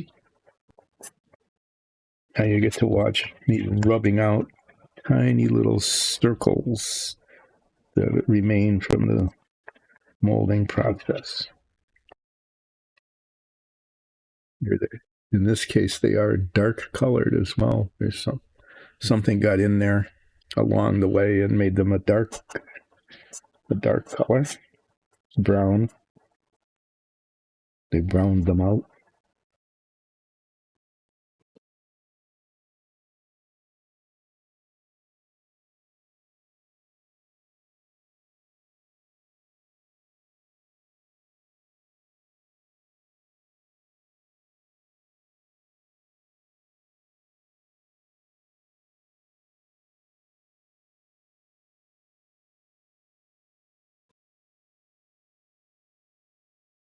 Well, there's a lot of these.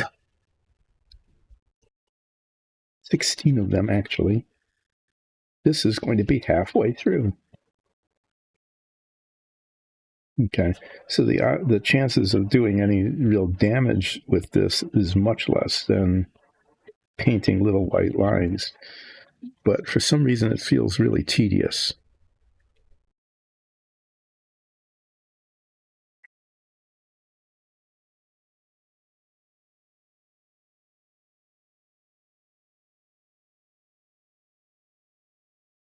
Well, this one's really deep.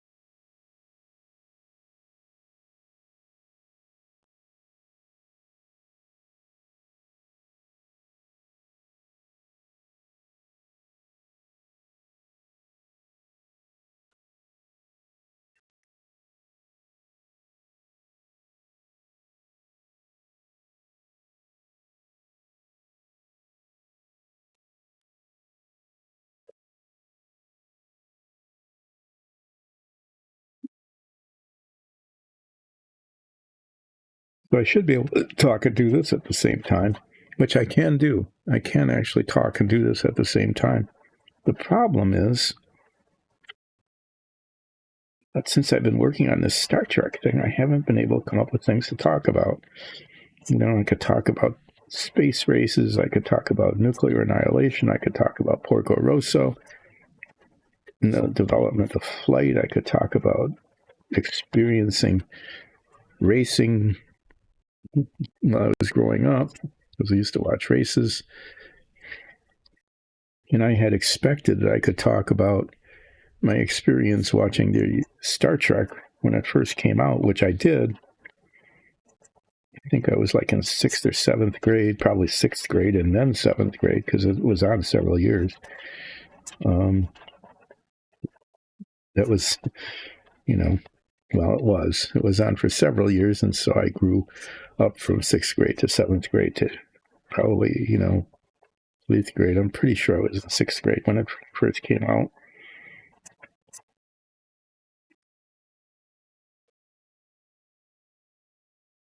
But that turned out to be a real bust. I got to talk about some of the episodes that I remembered, or actually bits of them that I remembered, and I found out that I remembered a whole lot less than I expected I would have remembered.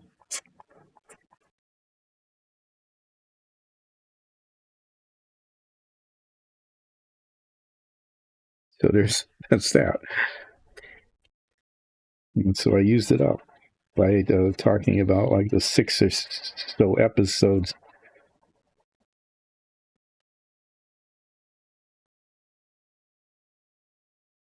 that I have fairly clear memory of. So I don't know why that is. I'm trying not to just say, well, I recall them from seeing, repeats of them, replays over the last, 40 some years or 50, almost 50 years. Geez.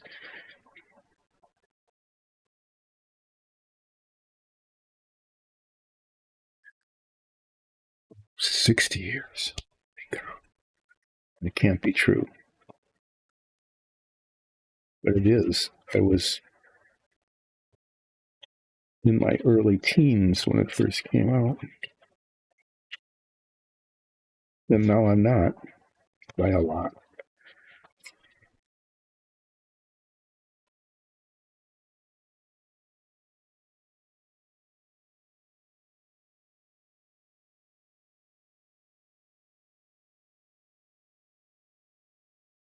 Well, anyway, it's really been disappointing to me. I don't know if it's disappointing to you or not. Who knows? That we haven't had much to monologue about. And when I also, talked. This has been going on for too long. I've just lost all things to talk about. I suppose I could talk about the 1960s politics. I don't think that's probably a good idea.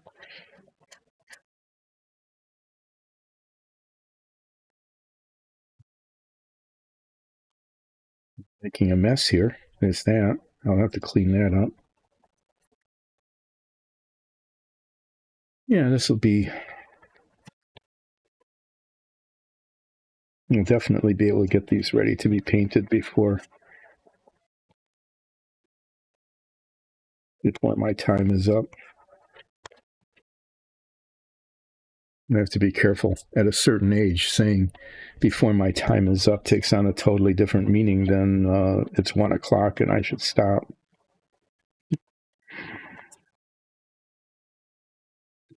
That just struck me that way when I said it. It's like, oh, I don't know. I don't think I really meant that.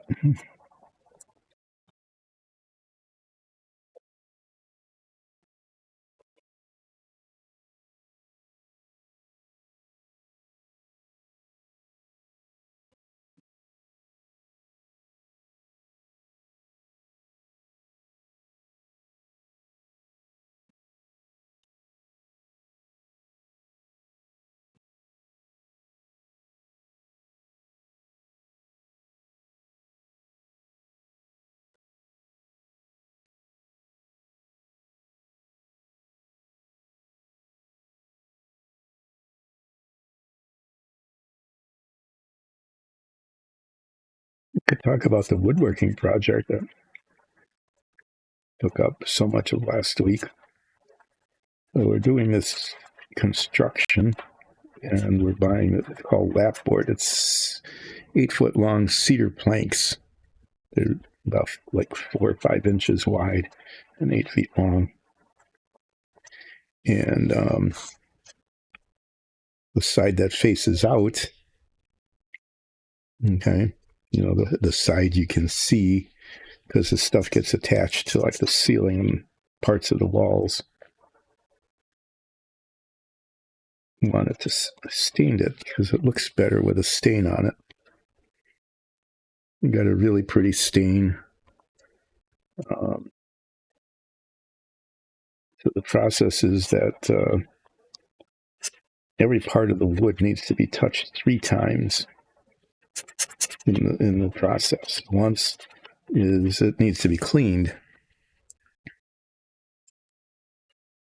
and the wood came with all these sparkly little particles. I call it glitter. I don't know what it is. It's either residue from the plastic wrapping.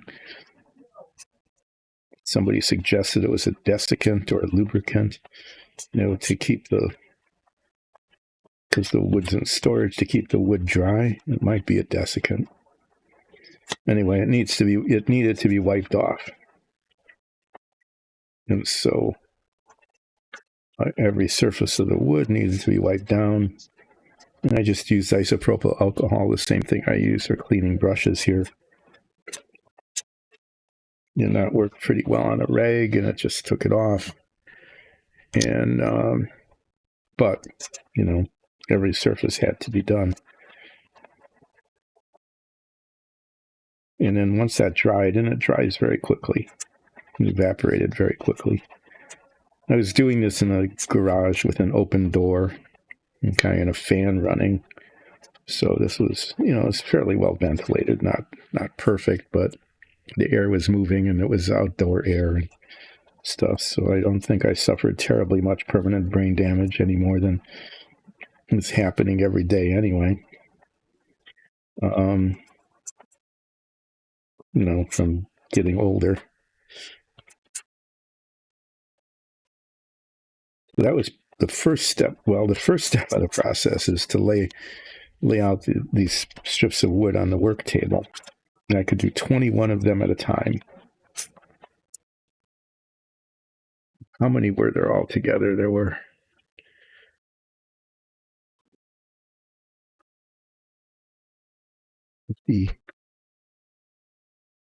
300 of these things.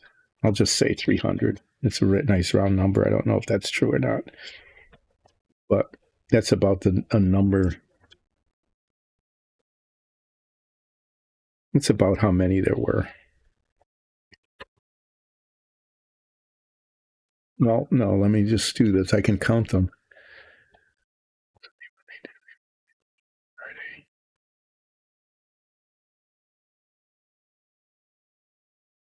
Six times that is 240. Yeah, about 300. I mean, roughly speaking. So there's like 300 of these things.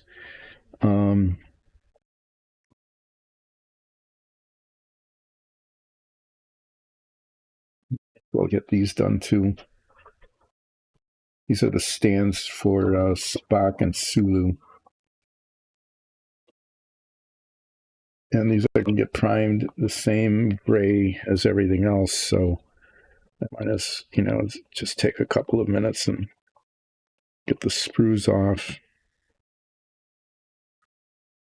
Stand out the circle.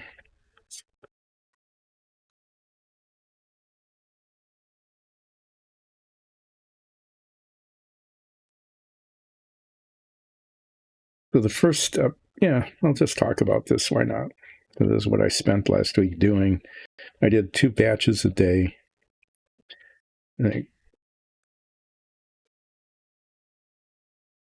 21 each. So the first step was to get the wood onto the table. Well, most days the first step was taking the wood where the stain had just finished drying off the table. So that took a little bit of time. Did that, stacked it up.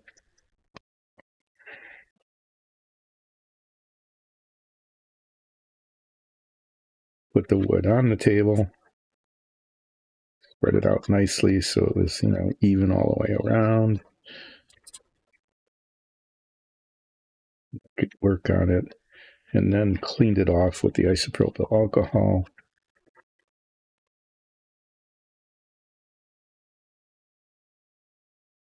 Cleaning the edges because, the plastic runs over.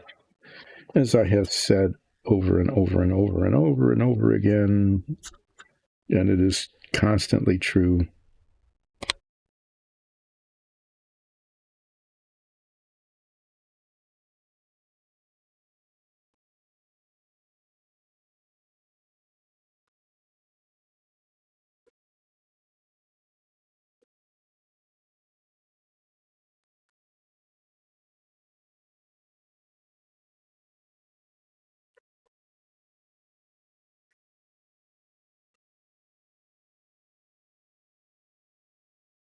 So they put circles on the tops of these. Yay. I could either turn them over, okay, so the circle doesn't show, and just set the figures on there like that. Or I could do it like the way it's supposed to be, which is that the beveled edges are up.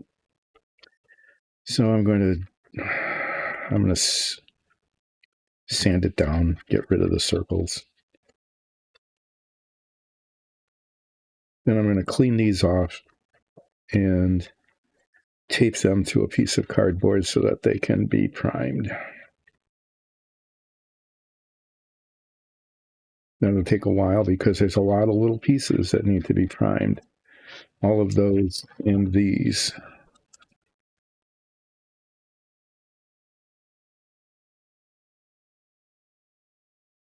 So as I'm getting near the end of this, I'm moving away from the big pieces to the tiny little pieces. And it just turns out there's a lot of them.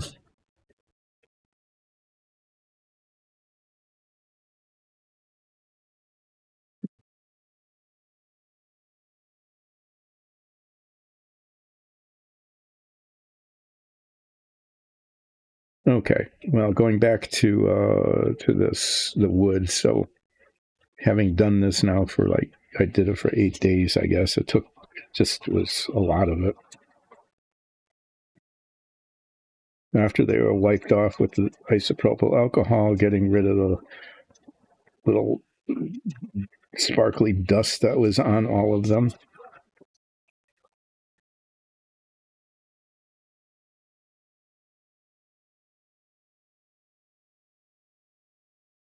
And then that dried. Then the next step is to put the stain on it. And the stain needs to go on, well, the most important thing is that everything gets stained. Okay, you can't miss a spot, because if any spots that are missed will really show. I mean, they'll just be glaringly different color. So that's not acceptable. So the stain gets wiped down with a rag. Put on gloves, have nitrile gloves on, because otherwise the stain would get into one's hands and never ever come out. Not exactly true, but it would take a long, long time. I'm just going to leave this rough textured. It's a stand.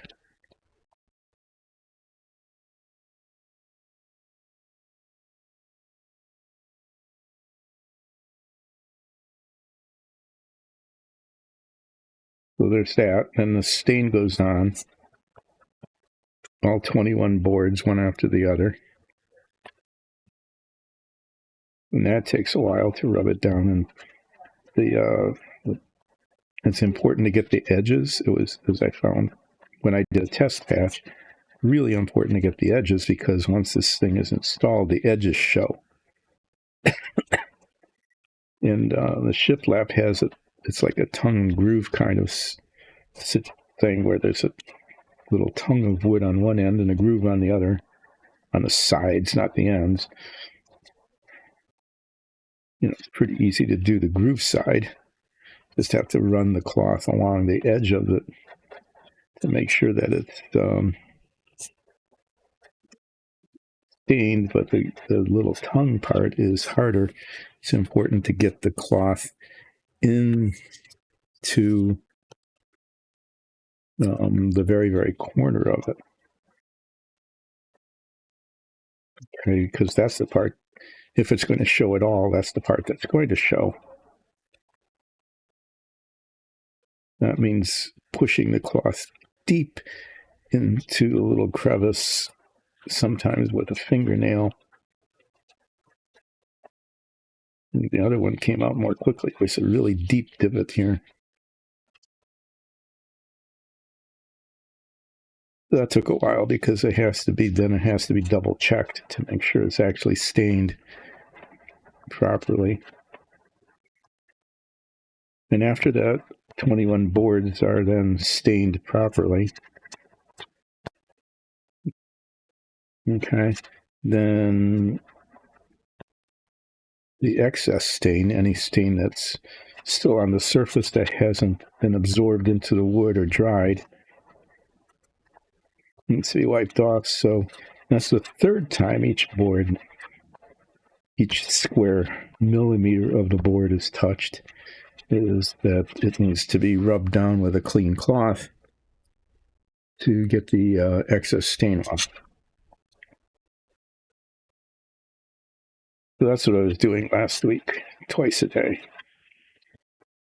was staining these boards. So the next step after staining these boards is wipe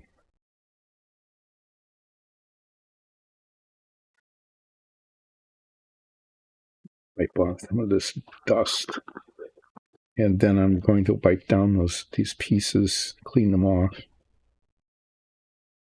Use this.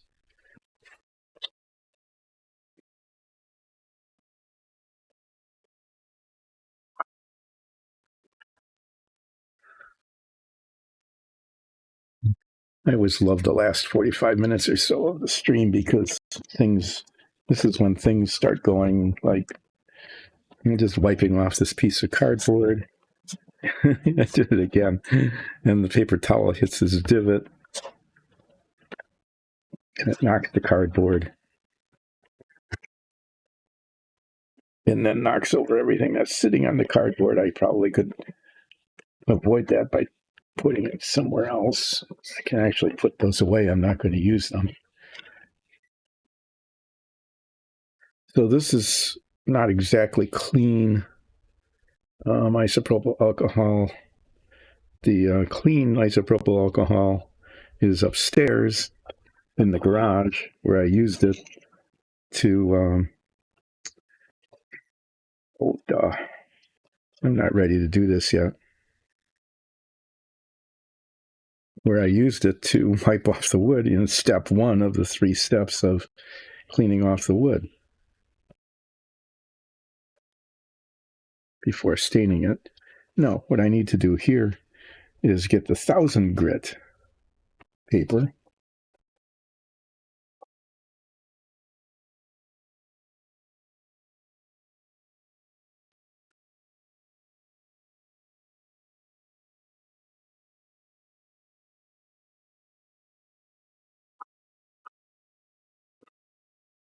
Just that I want to polish this side and rough up this side.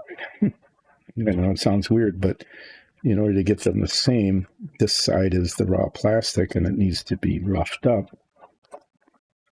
The other side is the part that has sanding marks all over it and needs to be polished down so that both sides are more or less the same surface texture, right? Right.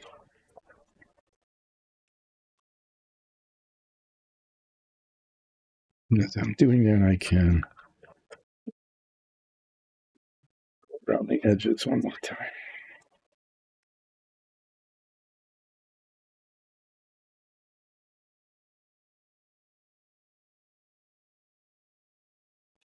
And then I would wish that there were like half as many of these as there are. But there aren't.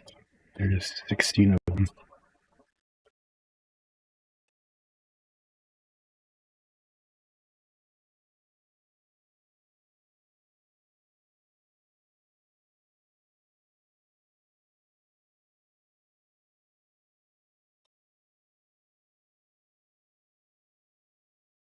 Okay, so that's the story of what I've been doing this last week. What has to happen next is, like I was saying, what happened this last week was actually the easy part, because I could do 2 batches a day, and I did not need to be terribly careful with the stain, because if the stain, went over the edge a little bit and got onto the backs would never be seen. And so it, didn't really matter if there was a little bit of stain on them, did it? No, it didn't matter.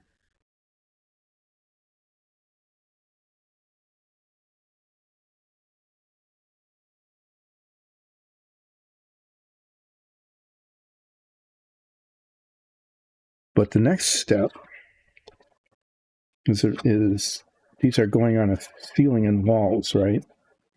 And the bare wood absorbs moisture, but the part that's been stained doesn't, because it kind of seals the wood. It's not a perfect sealer, but it seals it. And also, the fronts are going to be varnished, but that's the next step after this step that I'll talk about. Because, this will fill the time between now and then, is talking about this woodworking project.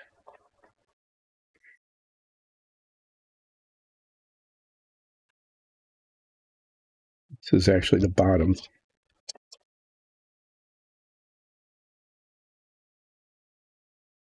And if it absorbs the moisture, it expands. And if the backs expand more than the front, it curves, it curls.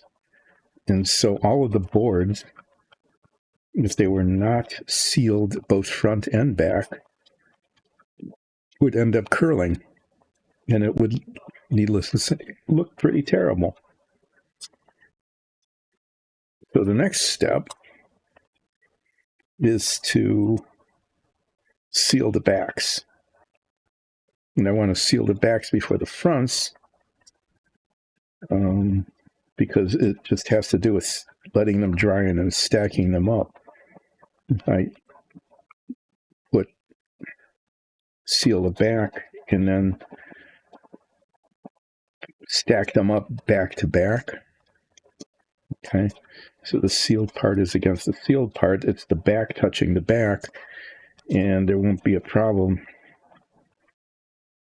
with the sealer getting onto the front. Okay, that's the idea. So the backs need to be sealed so that the boards don't curl up. Otherwise, all of this work would have been, as they say, in vain, because it will turn out to look terrible when all of the boards curl up instead of being flat. So the sealer that's going to be used, the stain dries in like 2 hours. Okay, that's what made getting 2 batches of stain done a day, one in the morning, one in the evening, without a problem. But this stuff is going to take like 24 hours. So I can only get 1 batch done a day. Also, with the stain, if if I was sloppy and some of the stain from the front got on the back, that didn't matter, because the back isn't going to be seen. And so if there's splotches of stain on it, well, who's going to know, really? Or if I'll know, but I won't care because it won't be seen. But if the sealer from the back gets on the front, it could mar the front surface, and that would be seen. and it could ruin a whole board. So I need to be really careful as I'm doing this next step to not get the sealer on the fronts of the boards.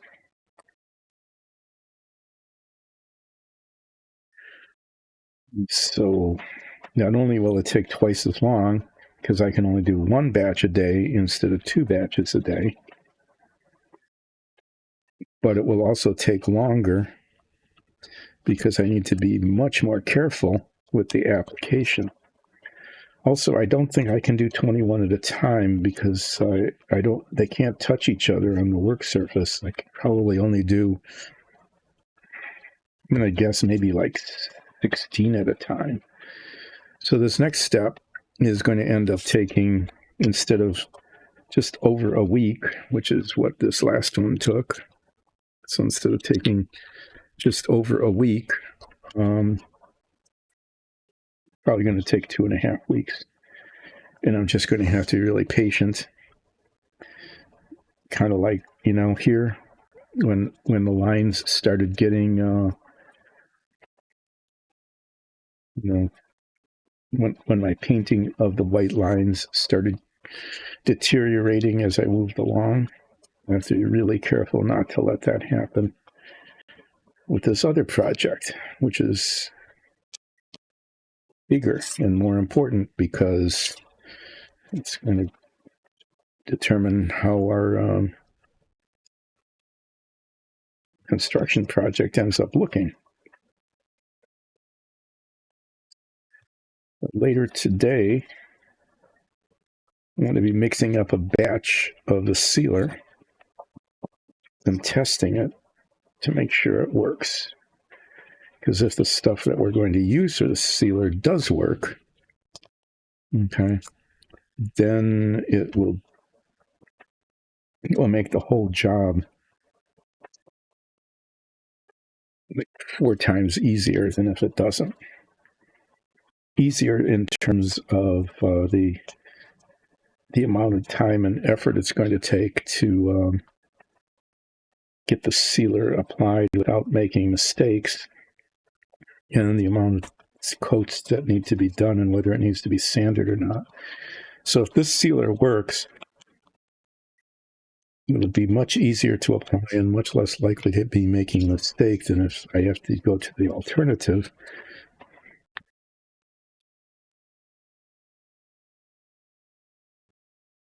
And the back needs just 1 coat,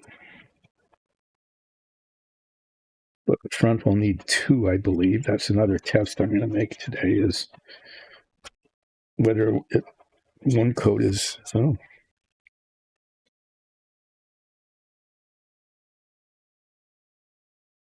circle that didn't get done.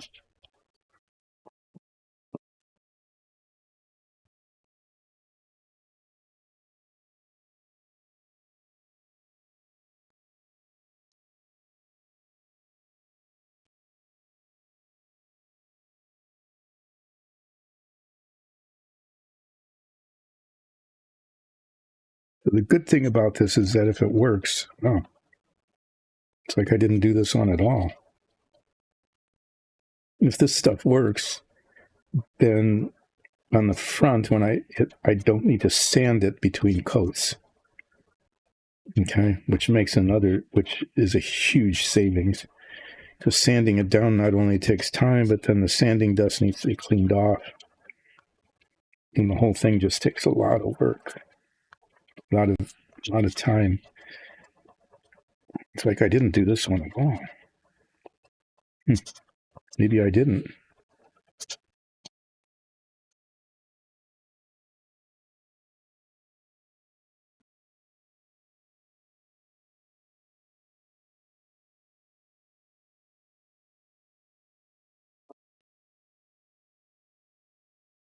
Weird.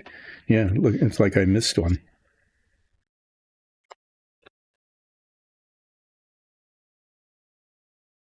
Yep, so the big deal today is mixing up this sealer finisher, see if it works or not, and if it does, that will be really good because then I can start sealing the backs. Start sealing the backs of these boards, and I'll be doing that probably like I said, once a day, one batch a day for almost. I think it's going to be almost 3 weeks.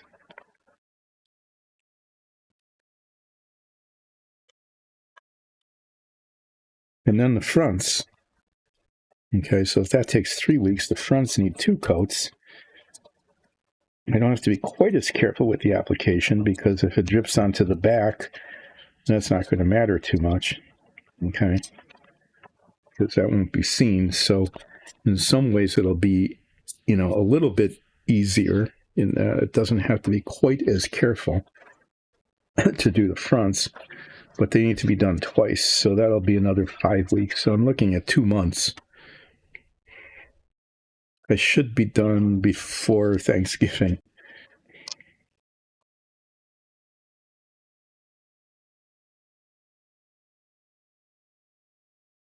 Cleaning these off.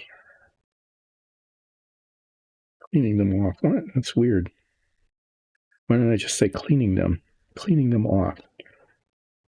I'm cleaning, well, maybe it's a shortcut. I'm cleaning the dust off of them. So I guess it's okay to say cleaning them off, but it's the word's not spoken at that point, right? It's like cleaning what off?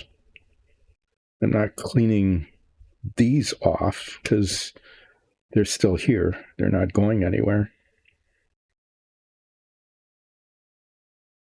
So more properly, I should be saying I'm cleaning the sanding dust off. Or cleaning off the sanding dust. I'm not sure if that's correctly grammatical or not. I can do both sides at once, can't I? Yes, I can.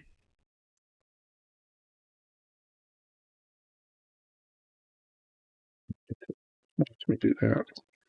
Well, that's the saga of the woodworking project. That managed to fill the time pretty well, and I got to talk about something while I was sanding down. I was sanding down the circles, and then sanding down the scratch marks, and then sanding down the gloss because it was sanding down. One doesn't stand up. I mean, the direction one is sanding, you could sand up. Okay, I guess. But you're not sanding up the surface. Then, well, once again, it depends on your perspective, but I guess it's correct to say it was sanding down because the surface was going down because parts of it were being removed. They were being sanded off. In that case, it's correct. It was sanding the spots off of the surface and onto this piece of cardboard, or the remnants of it onto this paper towel. Well, I'll be able to report on Wednesday,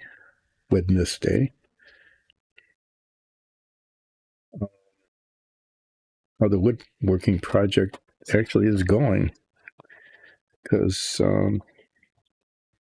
I'll be mixing and testing this sealer finish, and I hope it works. If not, I can buy another kind of finish that should work, but it will cost maybe 3 times as much.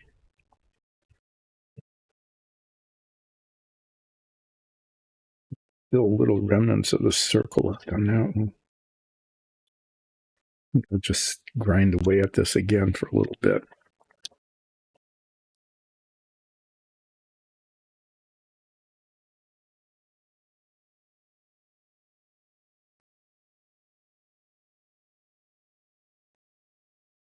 Use my remaining time here productively by trying to get rid of the circle that was molded into the top of the stand.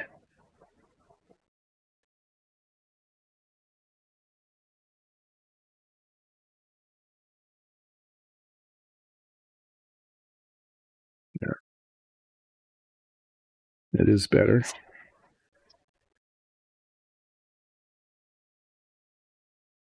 These are thinner now.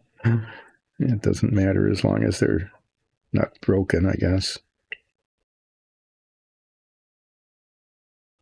Okay, well, I've got all this used sandpaper that's useless now. I'll put that over here in that trash. This is now pretty much trash. And I'm going to have to use the expensive tape on this because they need to be primed on both sides. And I hold it down with this tape because when I spray them, they get these little pieces of plastic just go flying. Okay, which I don't want to have happen because then I end up losing them.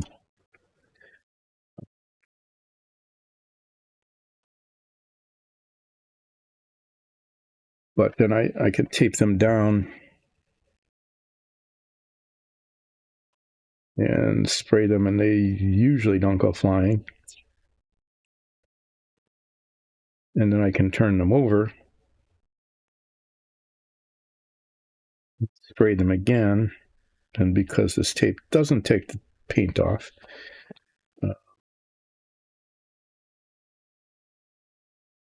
I have had success in priming and painting many pieces this way.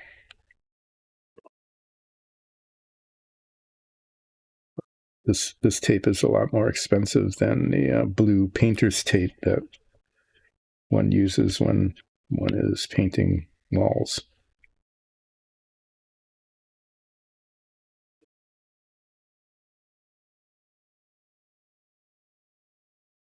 When get turned over? Guess it doesn't matter at this point, does it? Both sides are supposed to be the same.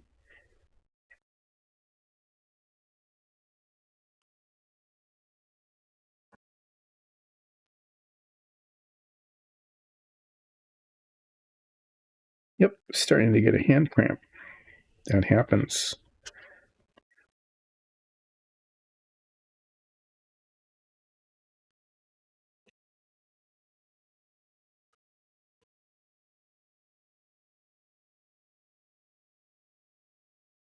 I spend a lot of time, I'm finding that, when modeling, one spends a lot of time masking and doing this kind of thing, taping things down so that they can be painted.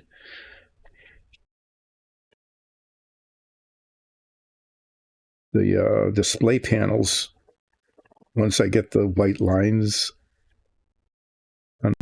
next to the gray to look adequate, to look okay, I'd say B minus quality, which 18 inches away under indirect lighting will look okay. Once they get to that point, which could very well be Friday.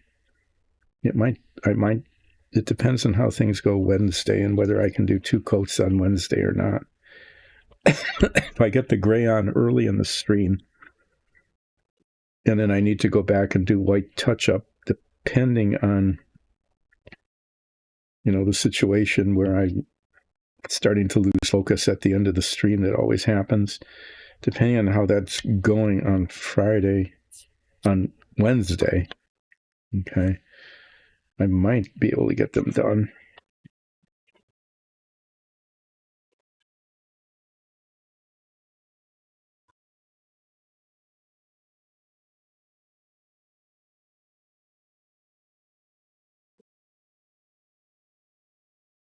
This stuff is going to be primed gray. There's a lot of pieces here, so it'll take a little while. These need to be primed on both sides. The chair bases only need to be primed on one side.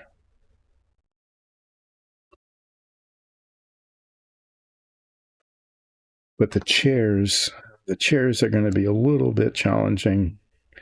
I'll put those on last.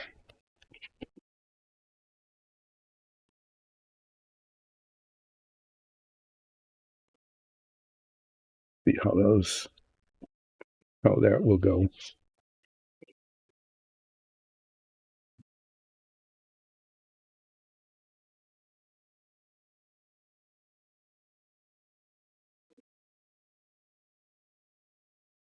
Yeah, I guess this is going quickly enough, I guess. So I'll stick these little roundy bits on. These only need to be primed on the top.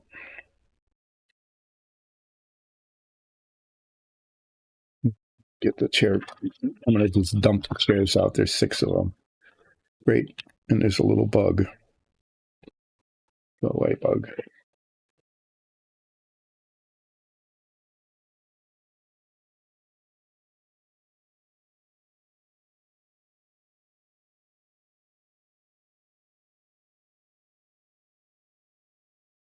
These only need to be primed on one side.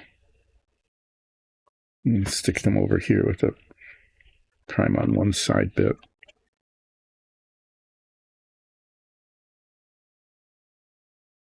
Because you won't see the bottoms. Well, I mean, if you tip them over or something, you'd be able to see the bottoms, but you need to paint the bottoms.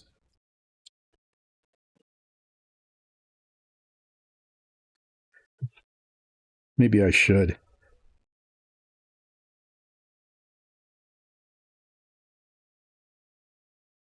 Okay, so these chairs can just be put anywhere, right?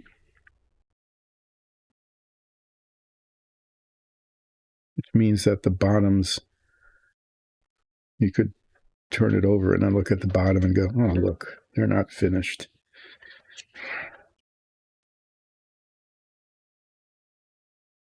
Let's see how this works.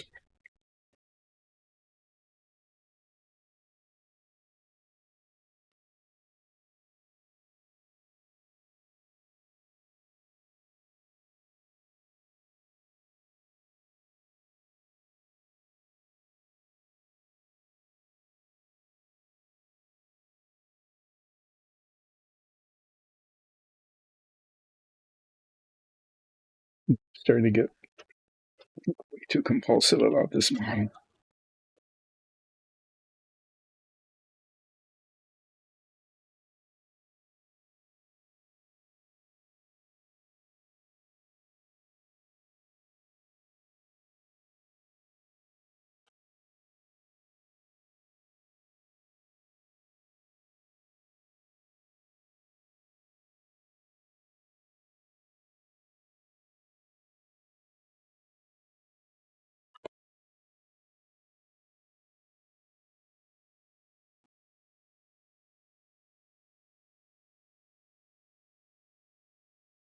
I think what I may end up doing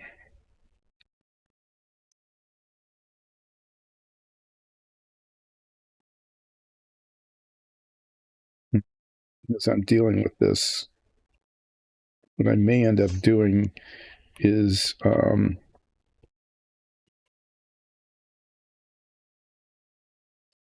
priming it and then painting it and then turning them over rather than doing it twice. I'm going to prime them and then paint them and then turn them over.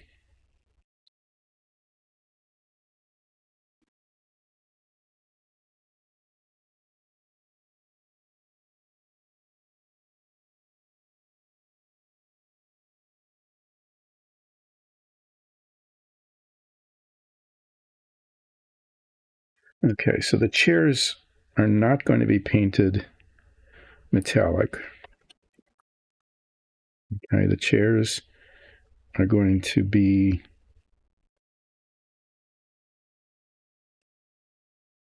just primed and then masked and then painted blue.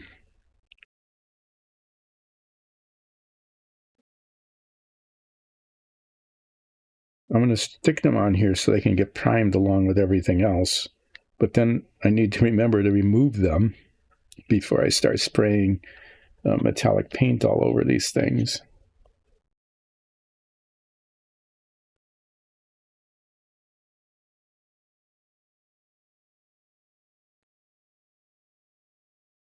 Again, it's the issue of the bottoms. Are going to be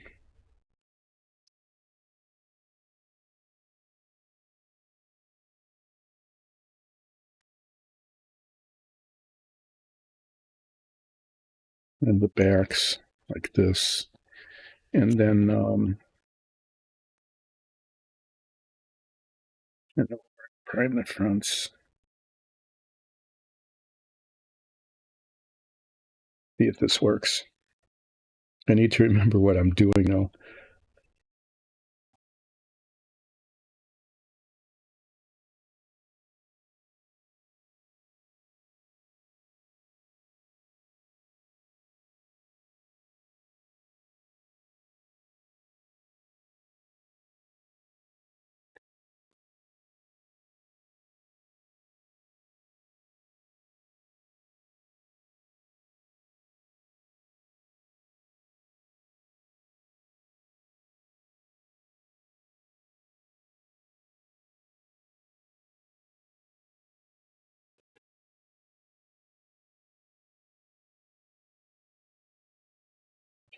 I need to put these on a separate piece of cardboard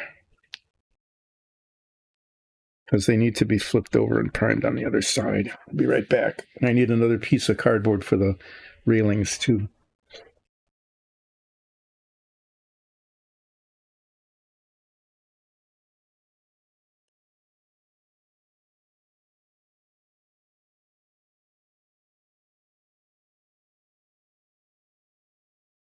It really helps sometimes to remember stuff.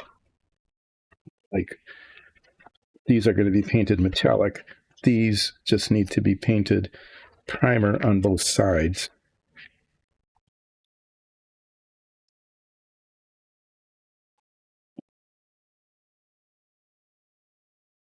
I'm going to put these on a separate piece so that I can. So these are going to get primed and then painted metallic. Then they're going to turn over and be painted primer and then metallic on the other sides. Okay. The chairs are not getting painted metallic, but they need to be primed on both sides. So I'm going to prime them. This separate piece of cardboard and then turn them over. While these are getting painted metallic, these will get turned over and primed on the other side. And what will happen with them is going to be inauthentic, but I can't do anything about it, is that the seats are going to stay the primer color. Okay. They're just going to be gray. And I'm going to mask it over and paint the backs a bright blue color. And theoretically, there should be a curved part on the top that is painted the black.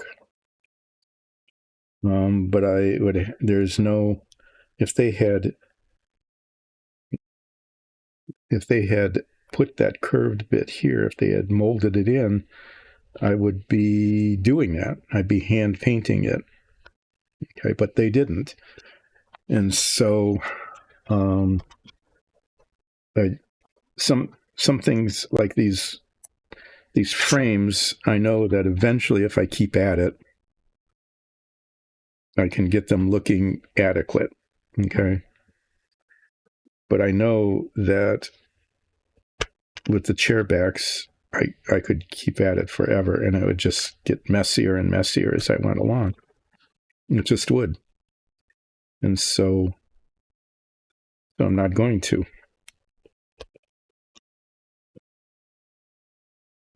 Disappoint all the Star Trek folks out there by just saying, no, I can't do it. I can't. My skill level is not adequate to pull that off. Okay, so these bits are painted gray and then metallic, and then they're turned over and painted gray and then metallic. These bits are painted gray and then turned over and painted gray.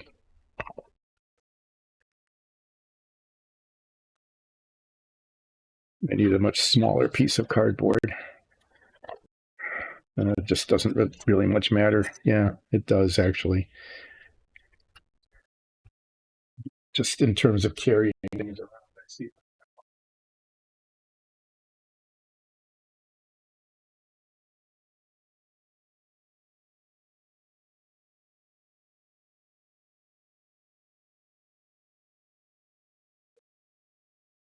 This piece of cardboard.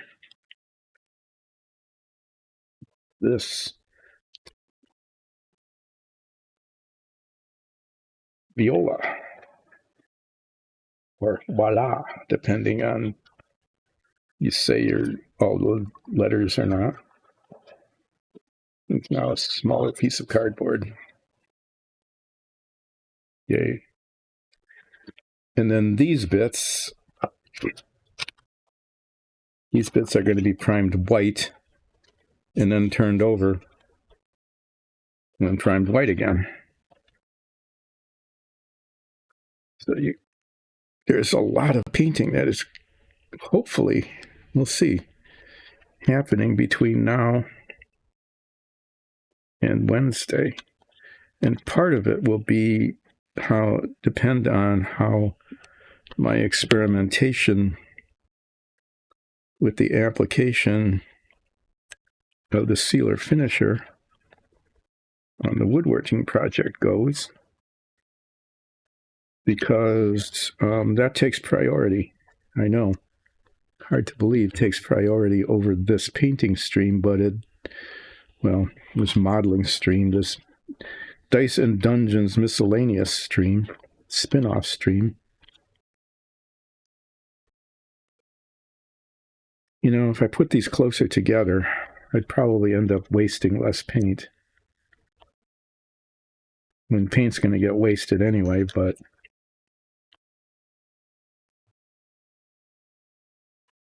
there.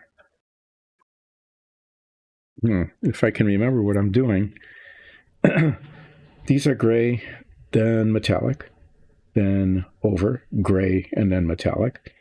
These are gray, and then over, and then gray, and these are white, and then over, and then white. So the paints I will be needing to be doing what I'm talking about doing are the white primer, the gray primer, and the light gunmetal.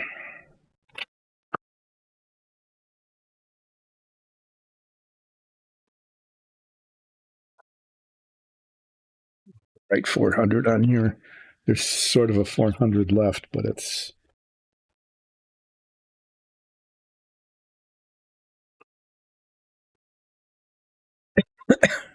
yeah. So that's what's going to happen. Is spray painting is going. Look, I had a small piece of cardboard I brought with me that I put on the side, and then there it was. So yeah, I'm going to be doing a bunch of spray painting here. I'm going to be doing a bunch of real life woodwork experimentation between now and Wednesday, and then Wednesday I'm going to come back, and the thing I'll be working on is continuing to work on the frames and these things. Okay, putting gray paint around the edges to even it off, and then doing some more white and then some gray again, I guess, until they look okay. And then once they look okay, I'll be doing some very careful masking so that I can paint. I might as well tell you that. So after this is done, I'll be masking right along this edge here and here and here. And then the base will be painted insignia white. Yeah, that's the color. It's this color. The base is going to be painted insignia white. Okay. And then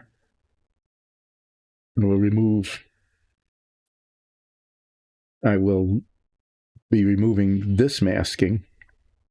Okay. And masking it along the edge here. Well, what I'll be doing is painting the red first. I'll be painting this red. hand painting that. And then I'll be masking along here, along the top, and along the edge, and covering up all of those bits. And then this part in the middle will be painted a dark metallic color. And what will then happen is that this will look like it's looking now, except neater.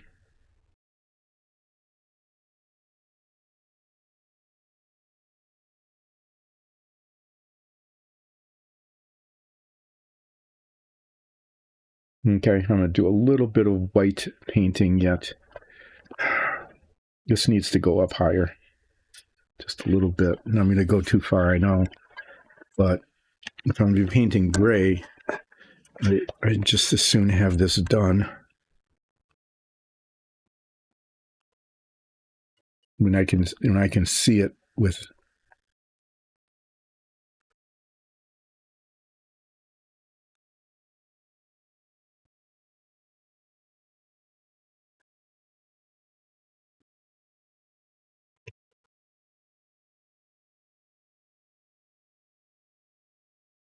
I think I just missed that.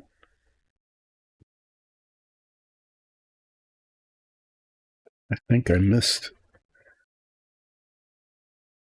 painting this when I painted.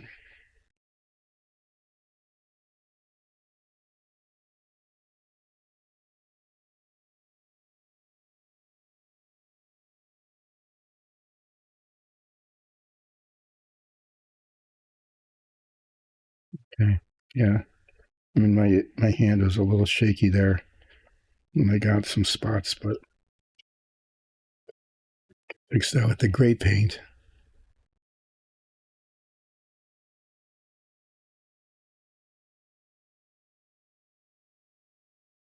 Okay. So, well, I don't know if that was a good use of time or not, but yeah. So there, really painting gray and then back with the white, and then hopefully not needing to go back to the gray except for maybe tiny little dots here and there.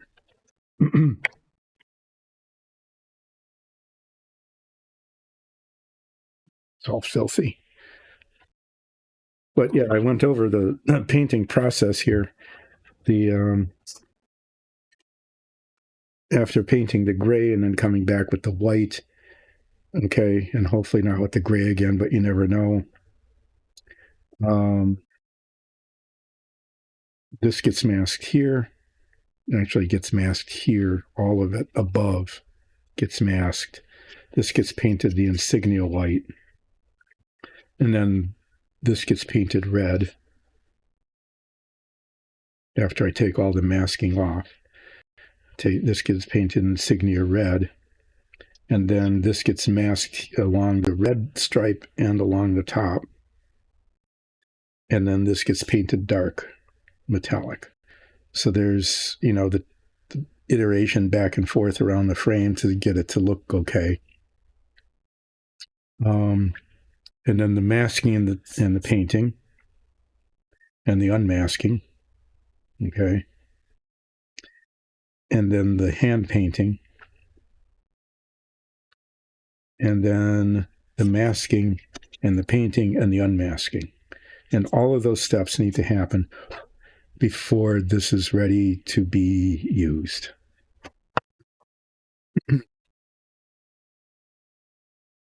And while that's happening, there'll be some slow but hopefully steady progress on all of these bits here.